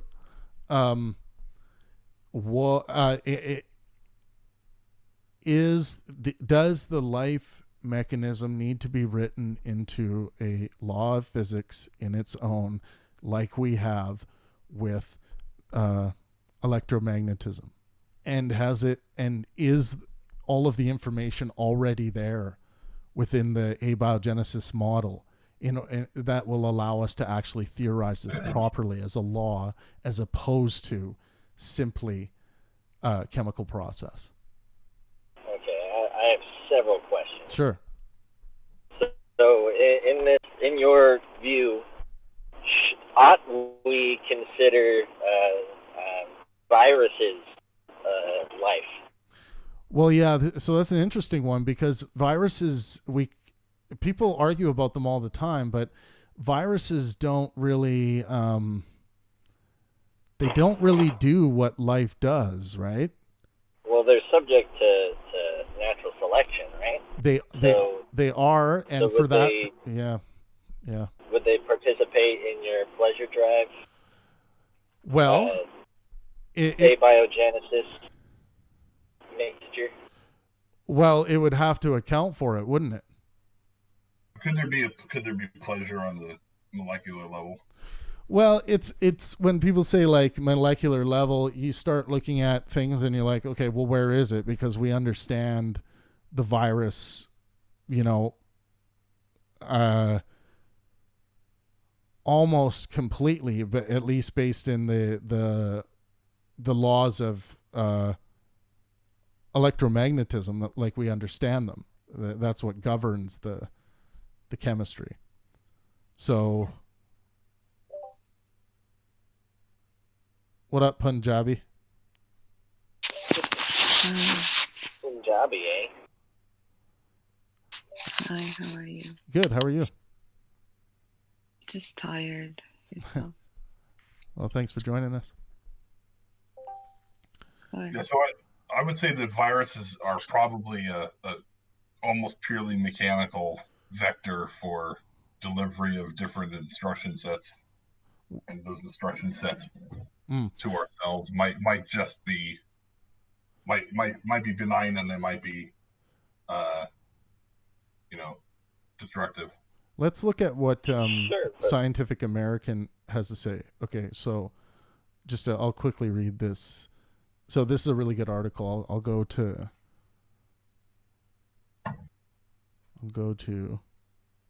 so impact on evolution is discussed in this article, Dal. What up, zombie? Hey. Hey. So, okay, where's the... Viruses matter to life. They are constantly changing boundary between the worlds of biology and biochemistry. As we continue to unravel the genomes of more and more organisms, the contributions from the dynamic and ancient gene pool should become apparent. Nobel laureate Salvador Luria mused about the viral influenza on evolution in 1959. May we not feel, he wrote, that in the virus, in their merging with the cellular genome and re-emerging from them, we observe the units and process which, in the course of evolution, have created the successful genetic patterns to underlie all living cells. So, what do you think of that, Del? To underlie all living cells. I might need the last little bit repeated. Yeah, so that in the virus, in their merging with the cellular genome and re-emerging from them, we observe the units and process which, in the course of evolution, have created the successful genetic pattern that will underlie all living cells. So there's a they're question kind of, mark there. Yeah. They're kind of insinuating that viruses could essentially be a part of the mechanical, like I think the same the foundation. natural processes of Right. a cell, in a way. Right. Like So how at about a system level. how about framing it as a vector for transmitting successful, maybe successful, maybe not, but successful genes across species? Yeah, and that could be true if cell or animal or whatever that was immune to viruses for whatever reason, or at least traditional ones, and so you end up with these two competing groups, one that can be infected by viruses and one that can't. We don't have any groups that are immune to viruses, so it could be that through natural selection we should be, in a way, connected to viruses, but I don't know if I would subscribe to that, just because it's very possible that it's just an arms race, like a lot of biologists like to say. Let me ask you guys a question in the realm of possibility. So let's say we go up to the moon and we turn over, we do some deep drilling, and we find a super strong form of virus that is actually just living off moon dirt, or moon dust, like deep closer to the core of the moon. If we find that those viruses, those viral processes, and like, are we then going to say that we have not found life on the moon? Exactly. And I think something tells me that if we don't include viruses as a form of life, I don't want us to somehow tune our searching apparatus just to the life that we're willing to call the proper form of life and miss out on something while detecting. You know what I mean?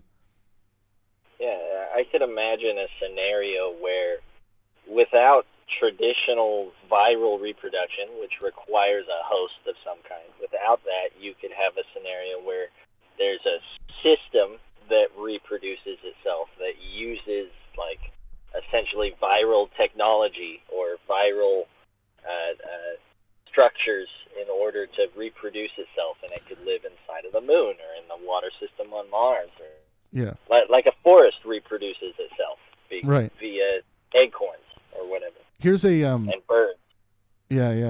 Here's an article from New Scientist. Let's see what G.G. Lee has to say.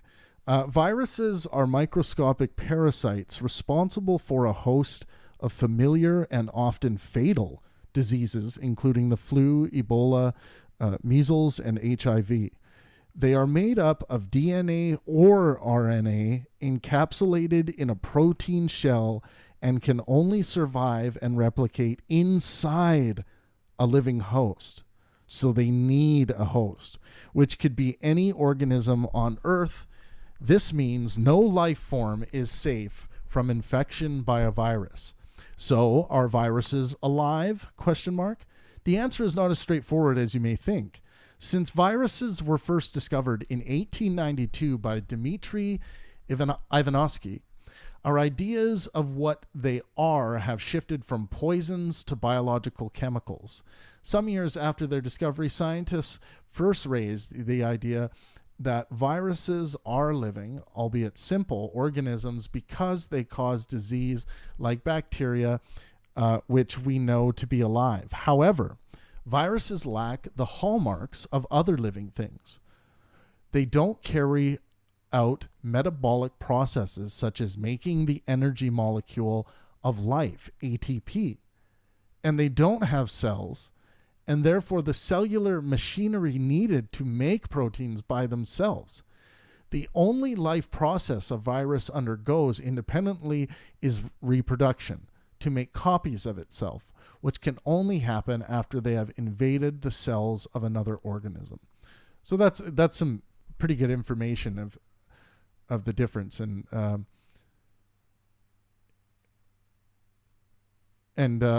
for those of you who are wondering, ATP is adenosine triphosphate. ATP is the molecule that is responsible for driving many of the metabolic processes in plants and animals. Mitochondria make it. Mm-hmm. If I remember right. Yeah, and until now, researchers have made organic triphosphates from inorganic phosphate, PO4, a detergent phosphate, but the entire process is laborious. Interesting. I'm going to drop this new scientist model in chemistry as well. Probably in biology, I'll drop it in there as well. So yeah, I mean, to answer your question, Dal, I think when I eventually do, write the book of trying to merge my pleasure drive theory with abiogenesis, that would probably include writing a law for life. I think it's going to be fundamental to things that go from non-self-replication to self-replication, and under that idea, it seems like viruses are going to make the cut.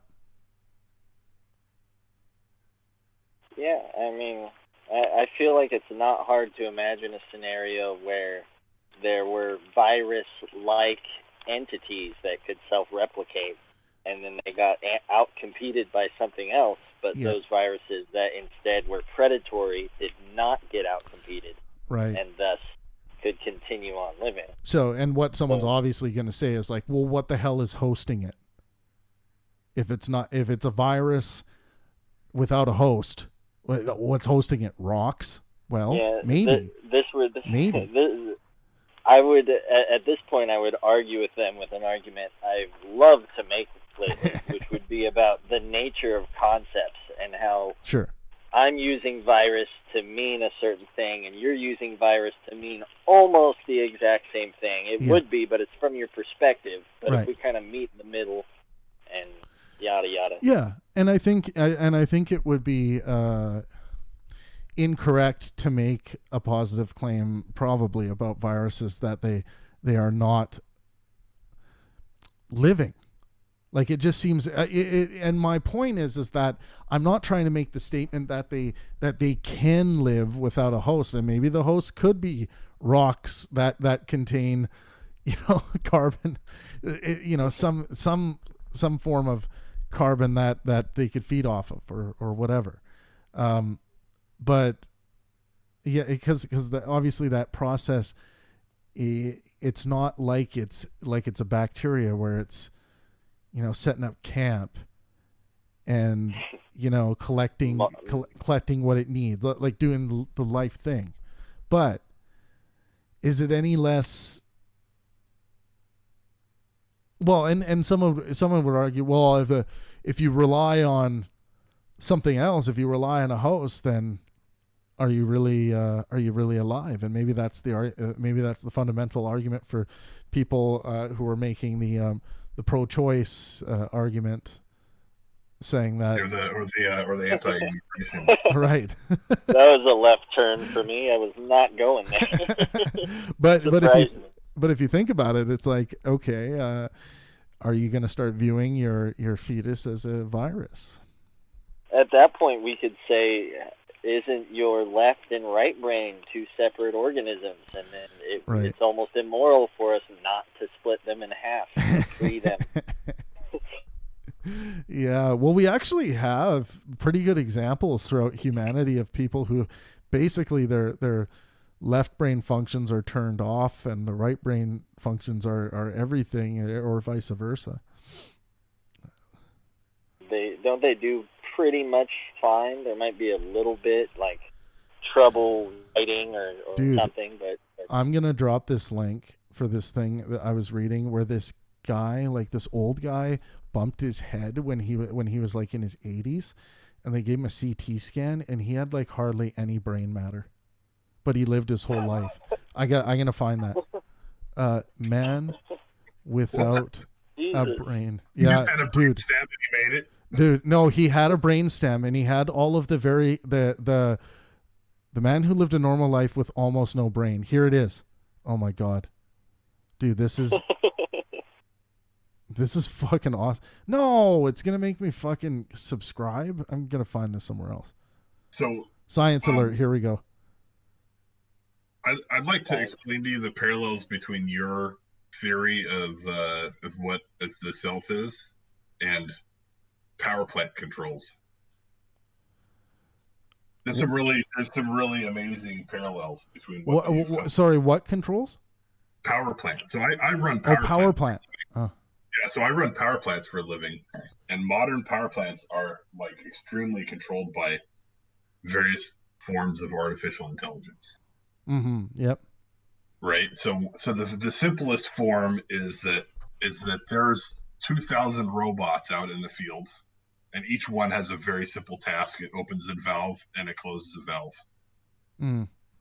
Okay. And there's other various forms of tasks that the robots do, but most of the robots are very simple. They have one task, and they're connected through some kind of usually a digital or an analog I/O link back to a central control system. Okay. Right. And the control system is totally pre-programmed. There's just logic that controls everything. If the state of the world is this, you put this valve in that position. There's a whole table of set points that everything goes into. Yeah. That's the simplest form of what they call a distributed control system. It's all pre-programmed. An engineer made it up one time, and then you have to go through a whole process to change anything. But the whole power plant can control itself in any given state of the world, keep everything under control. It's an incredibly complex process to keep everything under control at the same time. Right. It's a really hard design problem to keep everything under control at the same time and not have everything crash, right? Well, if you look at how fast our brains are working, in order to keep this cinema. That's the same thing, right? Cinema every nerve rolling. is like Yeah. one of those wires, and every one of your muscles is like one of those little robots that's out in the field. Yeah. I really liked to use the orchestra analogy. It's here I'll read a little bit. This is the one little bit I've released from my book so far, which is just a little tiny little blurb, but here, let me go up here.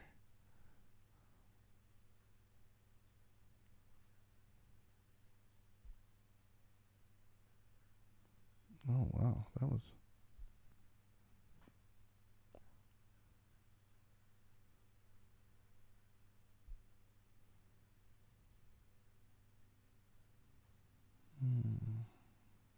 So listen to this other stuff though. I'll let you talk. Yeah. Go ahead. So the next level of control, aside from just there's a distributed control system that's controlling everything at a set point, is sequencing. Okay, if you want to turn something on or turn it off, there's a sequence that everything has to go through so that it stays in control as it goes across a path of different power levels across time, right? So there's a pre-programmed sequence that you can program, and you can go into all kinds of detail as far as designing, how it'll start, how it'll shut itself down safely and things like that. Okay, so that's sequencing. So you have control systems and you have sequencing. And there's another level of control above that, where an AI will actually continuously monitor the state of everything and compare how everything is going to a value function. Okay, so the control system has an operator such as myself will have to program into, okay, what is this state worth? Okay, you look at how much the fuel cost is, how much you can sell the energy for, and it will automatically adjust all the set points in the system to try to optimize the value function of how much money am I making by running the power plant like this, instead of if you change the state a little bit, it might be less efficient, and you change it the other way, it might be more efficient. Mm-hmm. So the AI actually goes through and searches and finds the optimal value by itself. You know, a lot of the more advanced ones do it by themselves, and it'll continuously adjust all the set points in your control system so that you can make the most money with your power plant, for example. Right? Like the GE version of it, it actually gets a feed from the grid that says, okay, what's the price of electricity on the grid right now? What's the price of gas? Predicts what the load on the grid is going to be 6 hours in the future, all that stuff. And it has a digital model of itself that it tracks how well it's performing compared to the model and adjusts its own model of itself. Right. So we have computer programs now that basically run extremely complex systems that, you know, not only compares itself to a value, to what the programmer valued, but compares itself to a model of itself and adjusts its own model of itself to match reality. Right. Does that blow your mind? So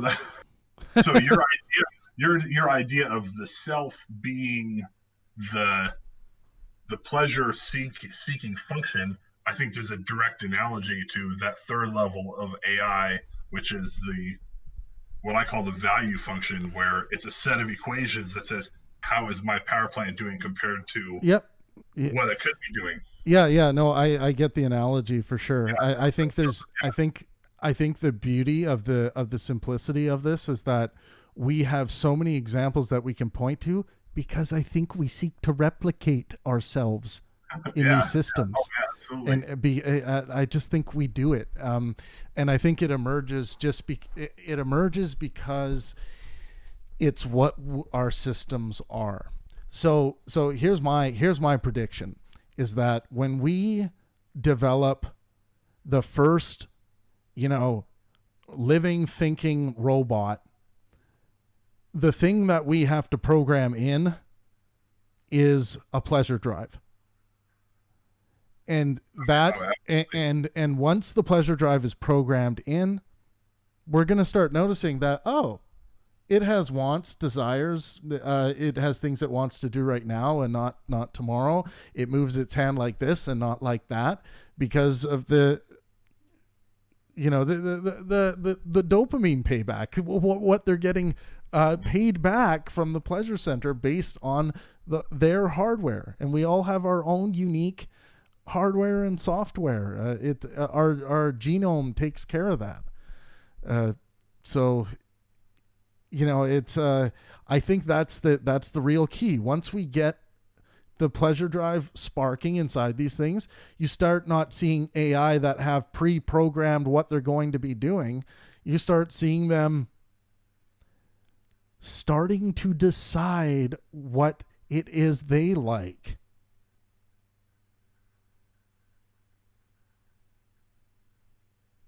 Yeah. And then you're starting to say, well, I didn't program it to do that. Well, yeah, you did. You gave it the illusion of free will that is the pleasure drive that's there to pull as much pleasure out of the environment as possible. And this also includes, this is where people get confused. They're like, well, where do moral systems come from then? Well, you have to look at someone's moral system and say, okay, what presuppositions are they starting with? Oh, well, if we build this robot to have the presuppositions that life is preferential to death and that wellness is preferential to sickness, you already have a major driving force there for their morality.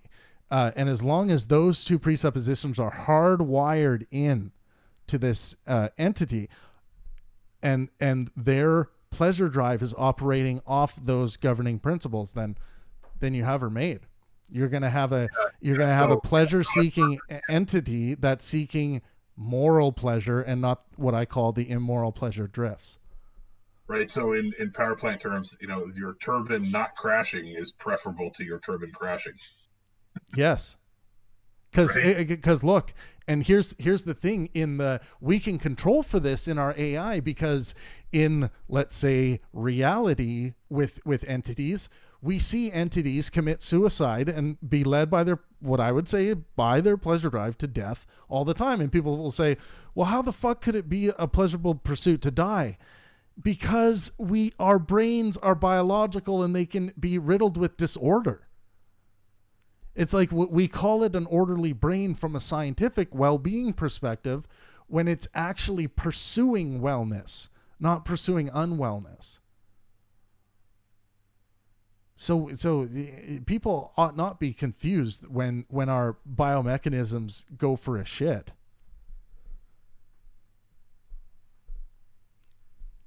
Have you heard of Brett Weinstein's explorer modes idea? Oh no, I haven't heard about explorer.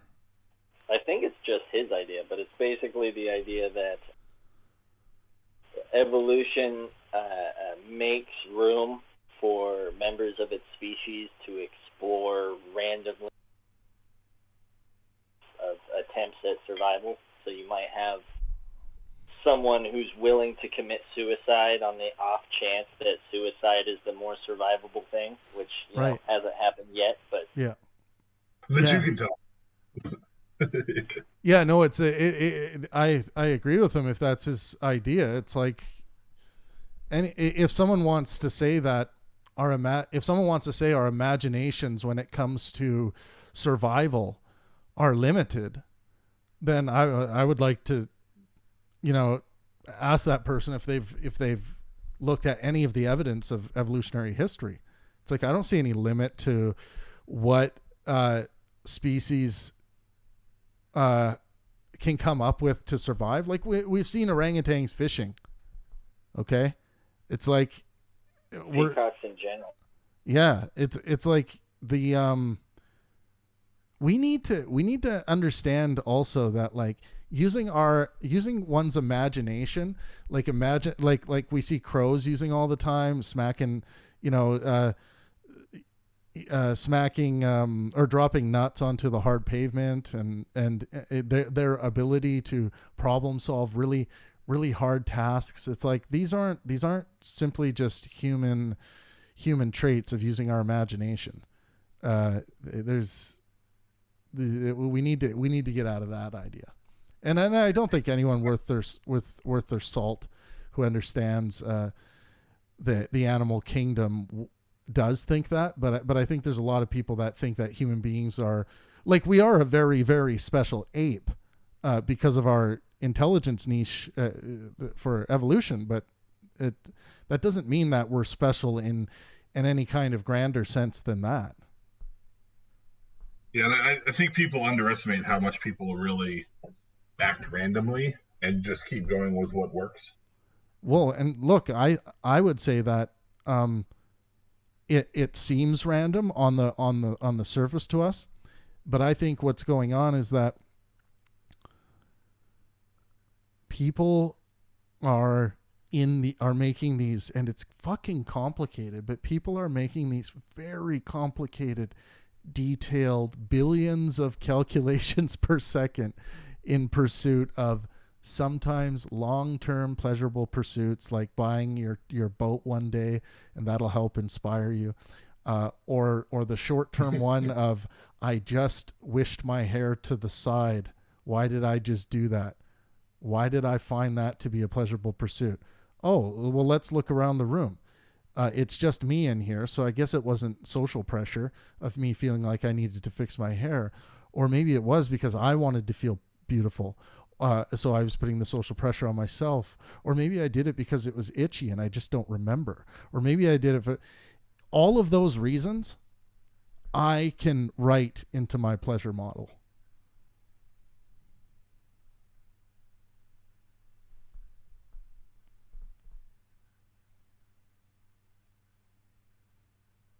Yeah, the pleasure drive would essentially be the thing driving interaction between our biological self and existing reality.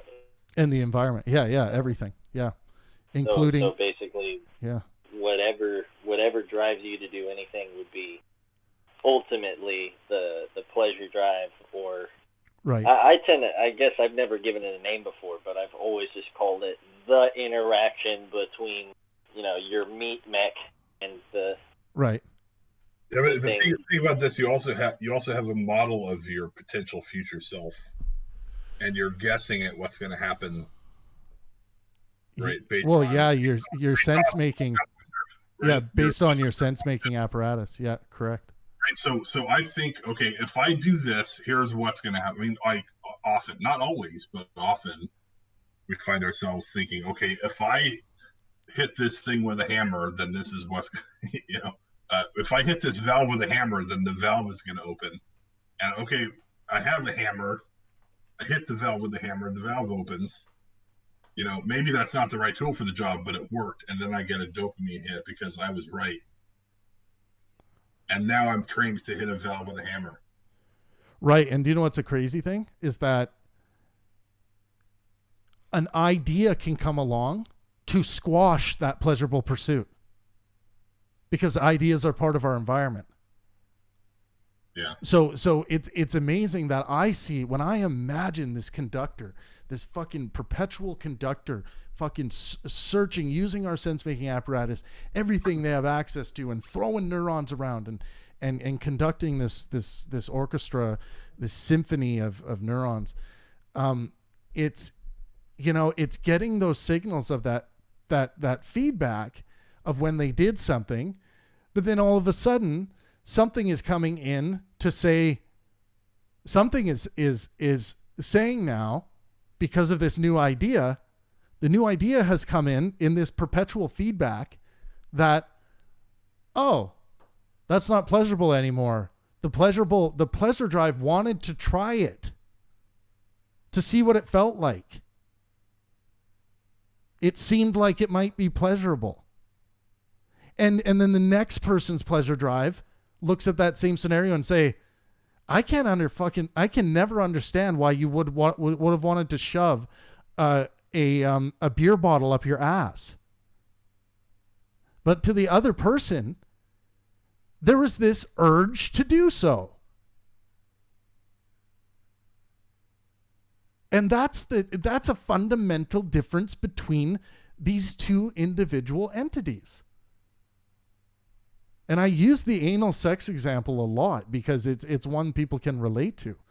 But it's like some people vomit at the thought of anal sex on the extreme side of that spectrum. And other people can't get enough of it. They're addicted to it. Why are some pleasure drives tuned to that, or at least tuned to want to try it in some, or so obsessed with it it's all they think about? Why the difference? Well, I think that is what is actually individual about all of us. Our pleasurable pursuits and the feedback we get. And how much of that was random to start with, or was it created by either your genes or Descartes' demon or our environment? Yeah, so I think genetics is going to put all the stuff together, right? And so genetics has given us the stuff, and the stuff is going to include instinctual things of babies, and in psychology they would describe this as the id process, and if you're we look at what kids are doing at that age. They're what are they doing? Well, they're getting an impulse, a charge, a selected charge to move their hand like this, to move this foot like this. That's how our motor functions work in our brains. So and there's voluntary and involuntary. So I don't see any of that outside of my pleasure model. And the varying degrees, like some people start thinking of like, well, what degree of pleasure could it really be when your daughter's dying on the bed of cancer and she's received her last really rough, almost killed her chemotherapy treatment, and she's, the doctor says she's got a couple days to live, man, and she says something like, "Oh, I'm excited to see you in heaven, Daddy. I can't wait." And meanwhile, I'm standing there, an atheist. I don't have the heart to tell her that that I think it's almost certainly not the case that we'll ever see each other again. But that's the truth. So in that terrible circumstance, some would say, well, isn't it just suffering avoidance? I still think it's pleasurable pursuits, and it works in that fundamental model because you're pursuing a way out of the misery always. And I call that pleasure. Pleasure and out of misery is, I think it's the same thing. I totally agree with that. Right. So yeah, and so, and people like Jordan Peterson might claim they don't like the whole well-being thing or pursuing wellness. They think it's really just avoiding suffering, and I don't think that's correct for that very example I just gave. I think avoiding suffering doesn't matter to the person that has lost the presupposition, the will, the foundational presupposition in their morality to want to pursue living as opposed to dying. Because we find people who are pursuing dying. And we shake our head and we're like, why the fuck can't we figure this out? Why that we administer drugs, we administer things. Maybe if we start dealing with the pleasure drive, just maybe, we will have a better chance at redirecting, restarting, doing something to the environment. Look, the experience of psychedelics. All of these things that, just maybe if we do have a working theory for, the artist formerly known as consciousness, then just maybe we'll be able to do better in those regards. Start analyzing the pleasure drive and how it's functioning down to the very small, minute pursuits to the very large ones of trying to find heroin. Hey, how's it going, eh? Hey, how's it going, Derry? Hey. What's up, man? Not Hey, much. to do a little. Hey, Dalsu's here and Zombie's here. It's a party. Dalsu. Yeah, we're hanging out. Cool. You talking about heroin? Oh yeah, we were just dropping some. You want to hit? I don't think that's how it works. I mean, I was gonna say injecting into my ass, but we're live, so. I was snorting some ganja. Snorting some ganja. I should do this. I should do this video called Pangburn and just have like, okay, you guys, this is Pangburn here. I am going to snort some ganja for the first time in my life, and Papa bless, and let's see how this goes, and then I'll just fucking snort it. What would be the point? I think you should do a parody channel called Pangburn. No, I actually do plan on doing it. I planned on starting it a while ago, but it's literally going to be the common worst arguments I hear all the time, and I want to see if I can I would have to do some kind of disguise. I think or else people are going to be like, oh, it's that fucking racist neo-Nazi Pangburn.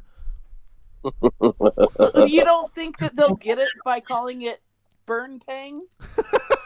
Well, I like Bang. We actually passed this around as a vote, and I think the winner was Bang Pern. Yeah. I like Bang Just Pern. switch Yeah. the B and the P around. How about Gangburb?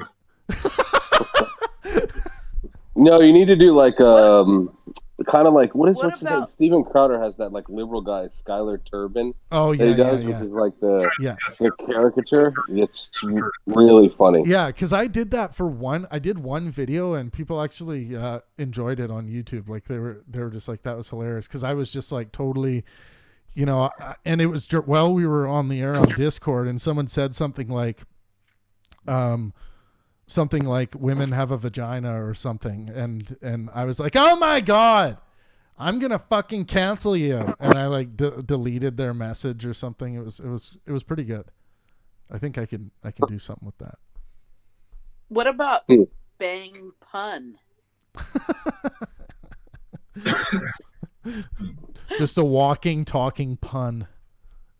Right. Bang Pun. I don't know. All right. Here's Are we Bang Pern to save you from the recorded evil right now? racists. Yeah, we are online. Okay. Just wanted to make sure that I wasn't saying something that I shouldn't. Yeah. No, it's all good. We are online. This is the Howard Stern Night Hour. Yeah. Yeah. With the whack pack. Yeah, the whack pack. With Beetlejuice. Yeah. Hey, Beetlejuice, how many lighters do you walk around with? Lighters? I got about 5 pounds.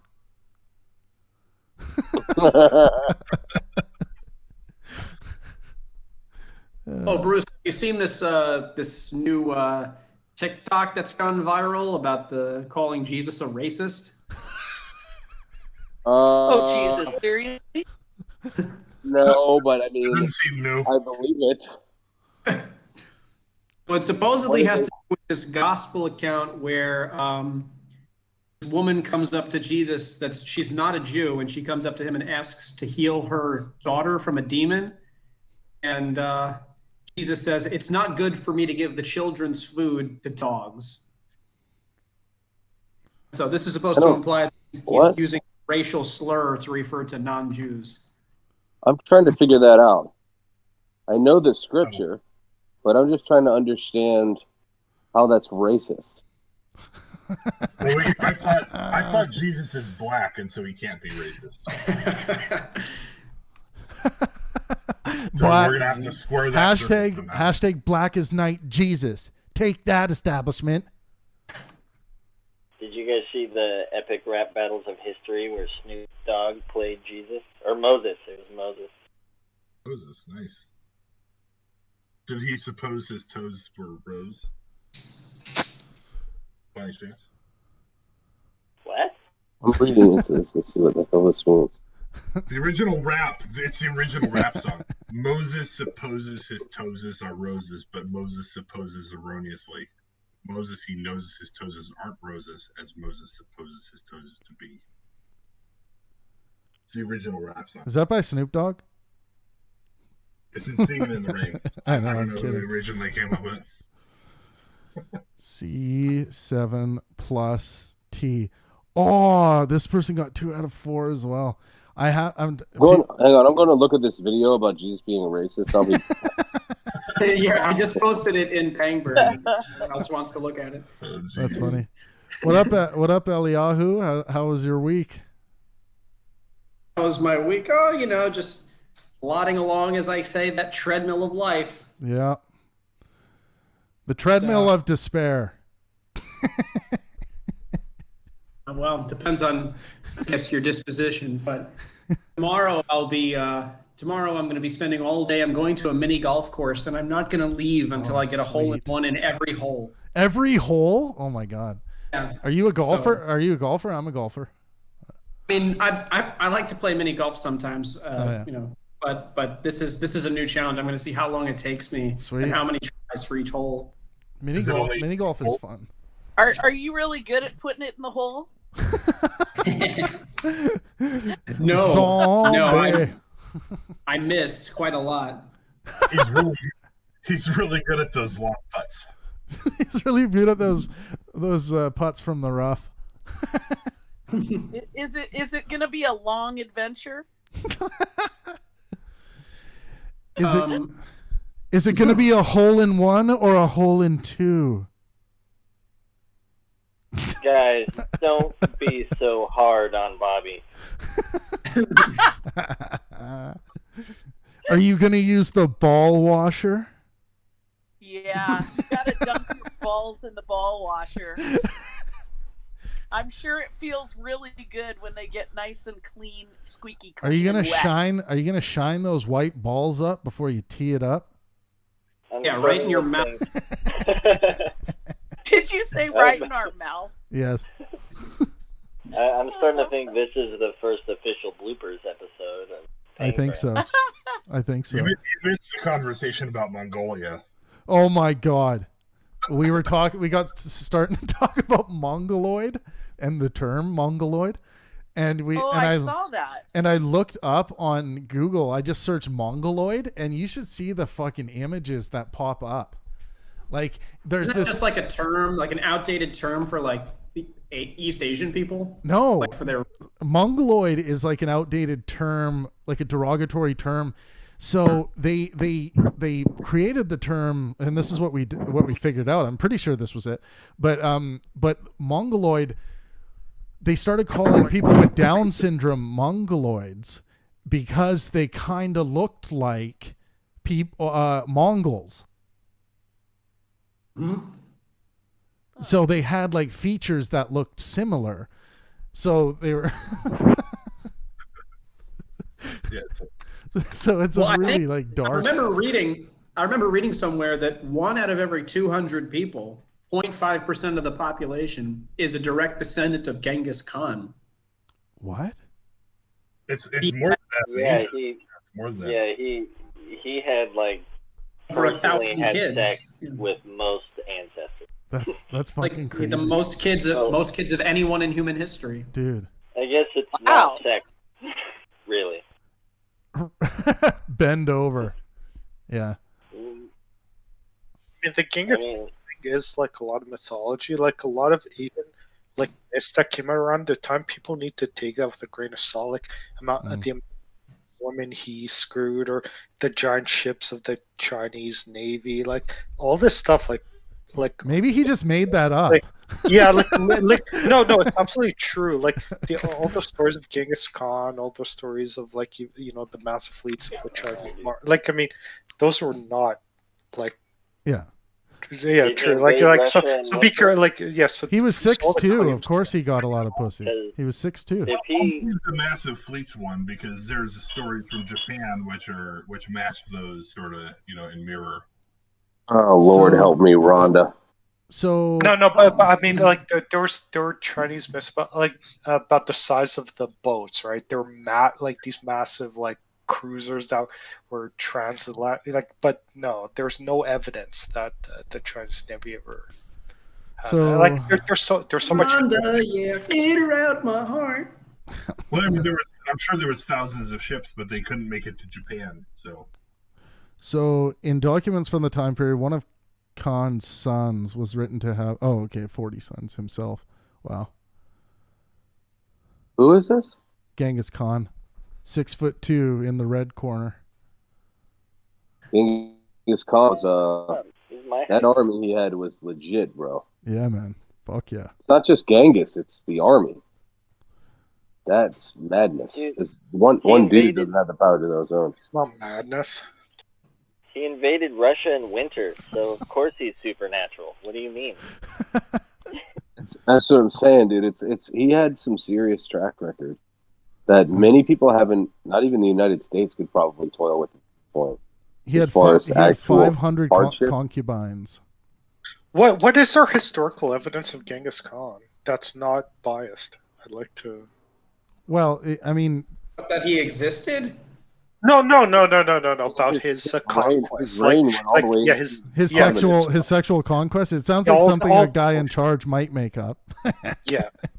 But it seems it's something we should be able to verify now. We can, yeah. So that's the thing is that he had a unique what's it called? I was just reading Y chromosome pattern. That? I don't think it wasn't that long ago, dude. It's like 1200 AD, 1100 AD. Right. It's during the Crusades. Or some shit. Yeah, so we have a lot of documentation around a lot of things during that time. Yeah, so we have All right people here. did was right. But it's the people that tell you that are the same people that tell you that the Earth is round, so you can't believe it. Okay, but so here's the history.com did a Genghis Khan full history. I'll post this in history, the history tab.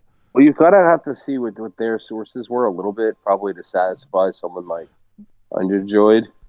Well, in that question, but. So it would be the details. It wouldn't be that but, he obviously yeah. existed and conquered a bunch of shit. But all the stories that like he fucked so many people, or like he was this person. He was 6'2". He was maybe 7 foot tall. Like all that stuff can be mythologically derived. I think a number of the DNA evidence has at least been corroborated in recent years. So, but I don't know before that. I'm not really sure.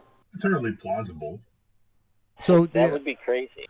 I gave you guys what we know in that article, and there's like, there's no claims about like, or let's see here. Wasn't there also Kublai Khan, his son, that continued some of that? Yeah, one of his sons. Yeah, he had 40 sons himself. Yeah, he had a lot. Yeah. 40 sons. That's not impossible. Do that's we really have not his impossible. DNA? I'm specifically curious about That's what this. I'm looking for. There seems to be some DNA that's been DNA. classified. I saw this a couple years Genghis ago. Khan DNA map. I don't know Here what we the go. evidence of that is. 1 in 2003 study, 200. that's it. Okay, here we go. Discover magazine here. It can all be traced in Y chromosomes. Yeah, that's Look what at I was that talking about. disco. He's got a unique pattern that they can trace. I don't know where they got the initial DNA sample, though. Well, does he have a tomb? Surely I don't know. he has That's what I'm artifacts. trying to figure out. Okay, here we They go. also have a family tree of him, so Oh, I maybe found it. they I found it. I'm going to went read down to this. the bottom. In I have the 2003. science documentation here from 2003. The page, actually. Oh, you do? Oh, okay, cool. Yeah. Can you post that in history text? Yeah, That'd this be is great. the Science Direct article that has the link to the actual study. Okay, from good. Joe. Yeah, I just found that too. Here's the actual map of the star cluster in this Discover article I posted. Oh yeah, but yeah, let's see what Bruce got here. I'll see this Where'd you post that? in history. Both links, but the Discover magazine one. Oh yeah, this one has the star cluster as well. Yeah, that's very good. Cool. So it seems like the credentials on this are pretty high, starting at the Department of Biochemistry in Oxford, all the way into the Institute of Biotechnology in Mongolia, and everything in between, including Cambridge, Chinese Academy of Sciences in Beijing, Islamabad, Uzbekistan. Actually, United States is not represented on here at all, which is funny. I guess it wouldn't have to be, but it's too new, man. Some of the highest, the United. Well, I'm talking about the departments that did the research. I know what you mean. Yeah. I mean, it's I would imagine University of Oxford's biochemistry department aren't exactly slouches, but it could be. There's also the Trust Center of Human Genetics in Oxford. I'm imagining that's probably a decent, credentialed society. So, right. Of learners. The current king of Swaziland, Mswati III, he has Swaziland, yeah. He has 15 wives and 35 kids right now. Fuck. And his father, the previous king of Swaziland, had 210 children. And Dude, it's Swaziland. At the time of his death, he had more than 1,000 grandchildren. You're such a white dude. It's Swaziland. You've been there, hey? He's a math teacher. Leave him alone. I know all about it. Right? I know exactly where it is. It's right by Mozambique. I know a lot about Africa. I did a bunch of studies on it throughout the years in high school. I was going to ask you about that TikTok there, that turtleneck wearing bastard. Oh, so you know what's funny about that guy? He's a former Orthodox Christian. But yeah, he's insane. This is just madness. It's absolute madness. There's no one in their mind that would ever say such a thing about a person like that. I mean, it's just, I don't know. I'm not really surprised though. I mean, when you have intersectionality and woke, that's what you get. So, it's not surprising, but it is sad. Where the fuck's Scott at? Is he dead? I don't know, eh? Fuck Scott. I'll ask him. Are you dead? Where are you at? Are you dead? Mm-hmm. He stopped coming on while drunk, and he's drunk all the time. Sorry guys, I just had some car trouble. I had to replace the fucking in my car, The fucking that's so good. Well, I don't believe you. Hold on. Just hold on, man. Just hold on. No. No. You have to realize, man, at these times, like, people didn't even fucking know, man. And there's just no way that you can even fucking know that. He's got a shtick, but it's good. I don't mind him. Yeah, I love Scott. It's just not a shtick. It's probably just how he really is, actually. Yeah, definitely. I don't think it's a shtick at all. It's just him on weed. You can tell when he said a lot of weed or not. Dude, when he was drunk that night when that Dan guy was in here, fuck, that was funny. Holy shit. Mm-hmm. Yeah. I left for I left for 1 hour and it was like all cordial and stuff. When I came back, he's like, "Get the fuck out of here!" Right when I turn on my headphones. Oh gosh, yeah, no, I saw him. He kept sucking on that glass and nipple all night, and it was just getting more and more drunk. And I was just like, dude, really got to cool that.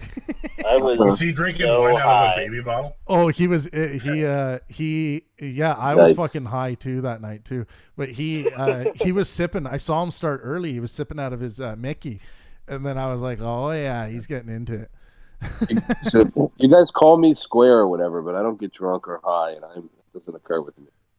Man, your squareness keeps me straight, Bruce. It really does. Oh yeah, sure.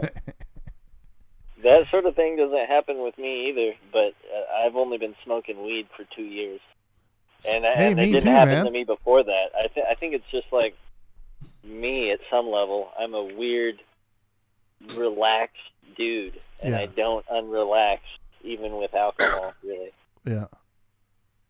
This Genghis Khan stuff is wild. It's fucked. Yeah. I would say I'm a little skeptical of the veracity of the DNA evidence. I'd say it's good as far as what we have, but I could see how it could be. I think as far it's as not 100%. In other words, well, as far as history is concerned, if we can get the DNA of the historical figure, like, then we. Yeah, and obviously we can get it from known lineages, right? That's what they're doing. That's what they do with Genghis. Yeah, mm-hmm. And I think and I think from a history perspective, that's pretty damn good. It's kind of better than you're ever going to do, or it's kind of the best you're ever going to do. I think you're not. Yeah, I don't think you can get much better than that. Yeah, unless somehow these people are frozen. Sure. Yeah. Well. And that's what I mean. Then even at that point, we would get the direct DNA from the man himself. Which is what they got from the Iceman, right? They got Iceman's DNA, did they not? At Oxford, I could be wrong. Some dude that was frozen in the glacier next to a mammoth. Oh, yeah, it was in like Germany and Norway, right? Yeah, somewhere. They found a Peruvian girl recently too.